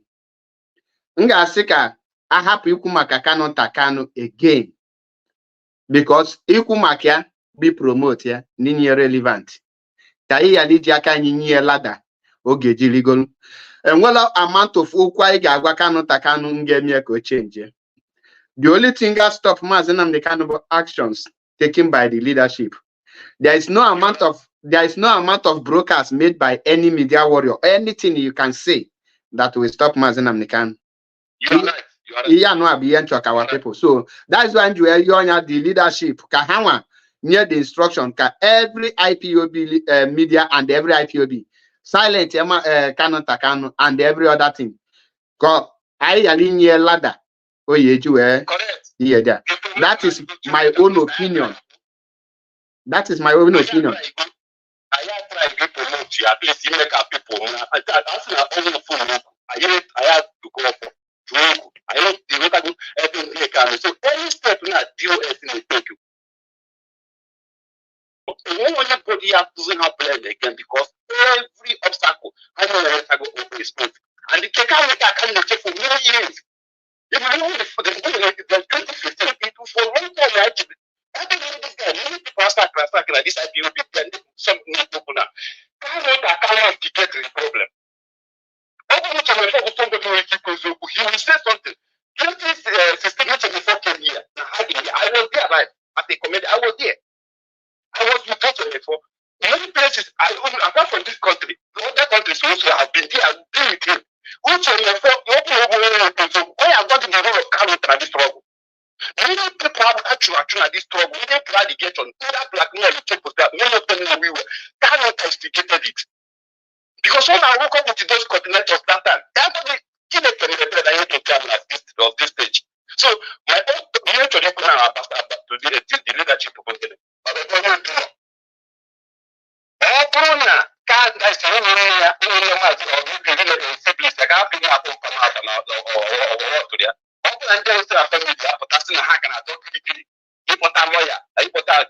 that is it.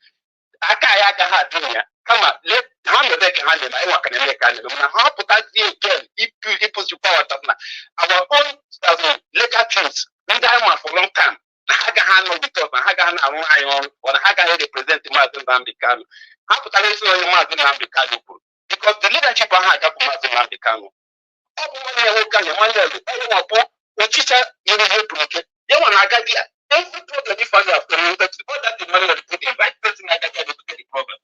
So everyone in the US, how that they only play that in the US. Because when I got the Mazi Nnamdi Kanu, the Mazi Nnamdi Kanu is the leader, chief member, got Mazi Nnamdi Kanu face to face. The only person I for 1 year, what they have for 1 year.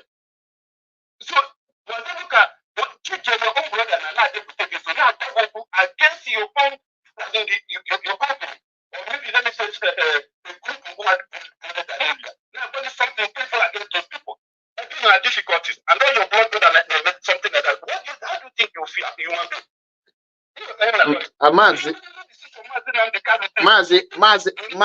Mazi round up up 2 minutes can you?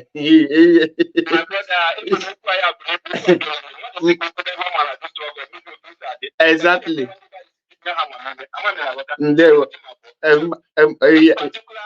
Equal to there because programs you know 1 hour can no go 3 hours.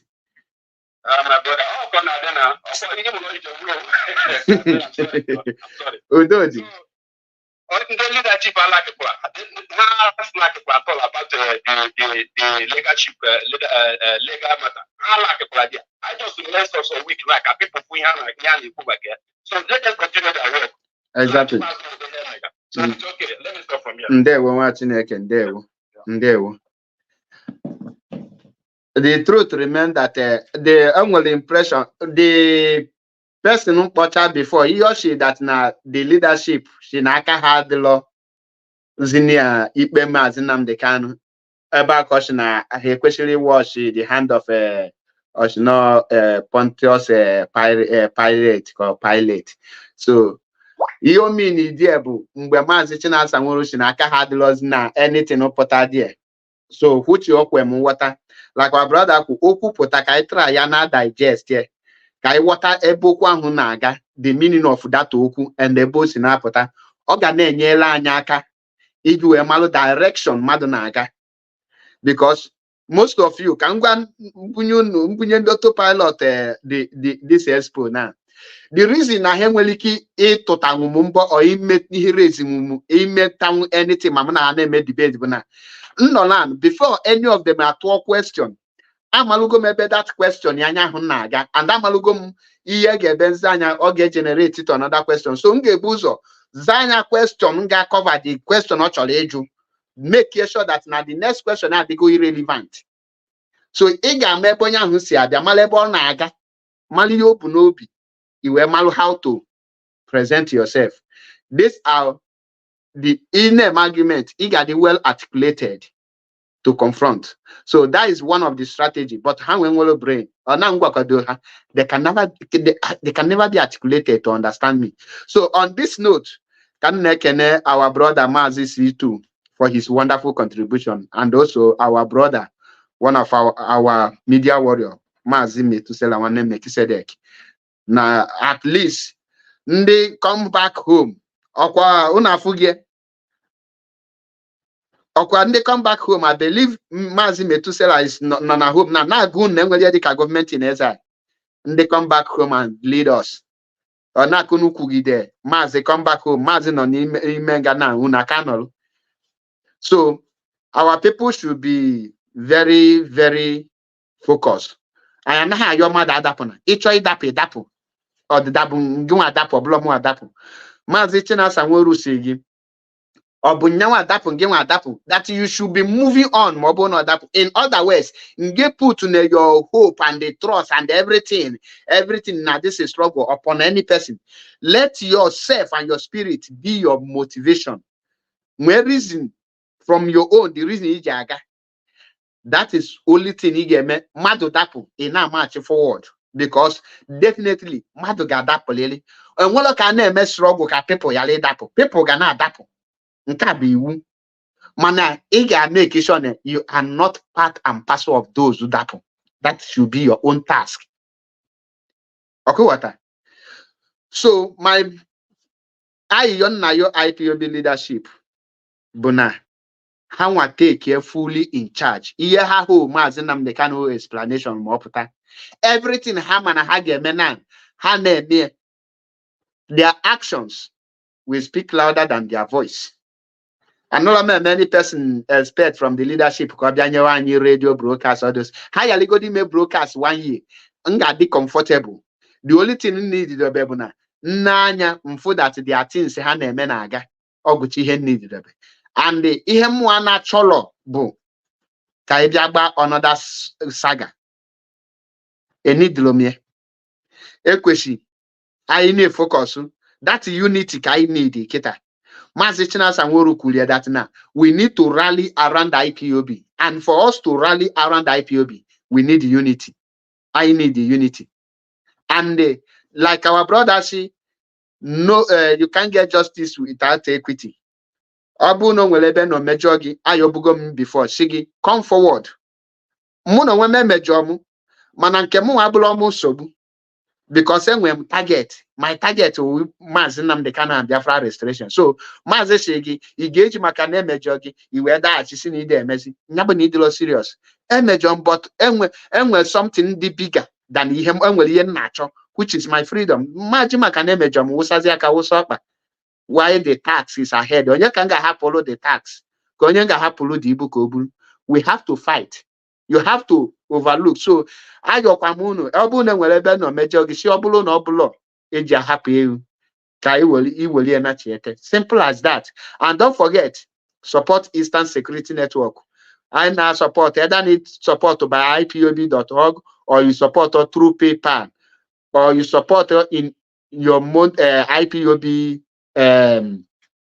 unit meeting or whatever in a meeting, support ESN, you need the kita for your money. I need Lego, Kampolo Gafa, I need lowo, ego, kudi, okpoko, I need the ESN need the obulo yeni nekaya jagwabagi na social media. So you need to talk at Biafra, you need to contribute to your own quota to IPOB. And then you come here when your IPOB leadership again. And now so every attack on the Takano and the Kano family should cease. Let us focus. Well, something actually iron in between.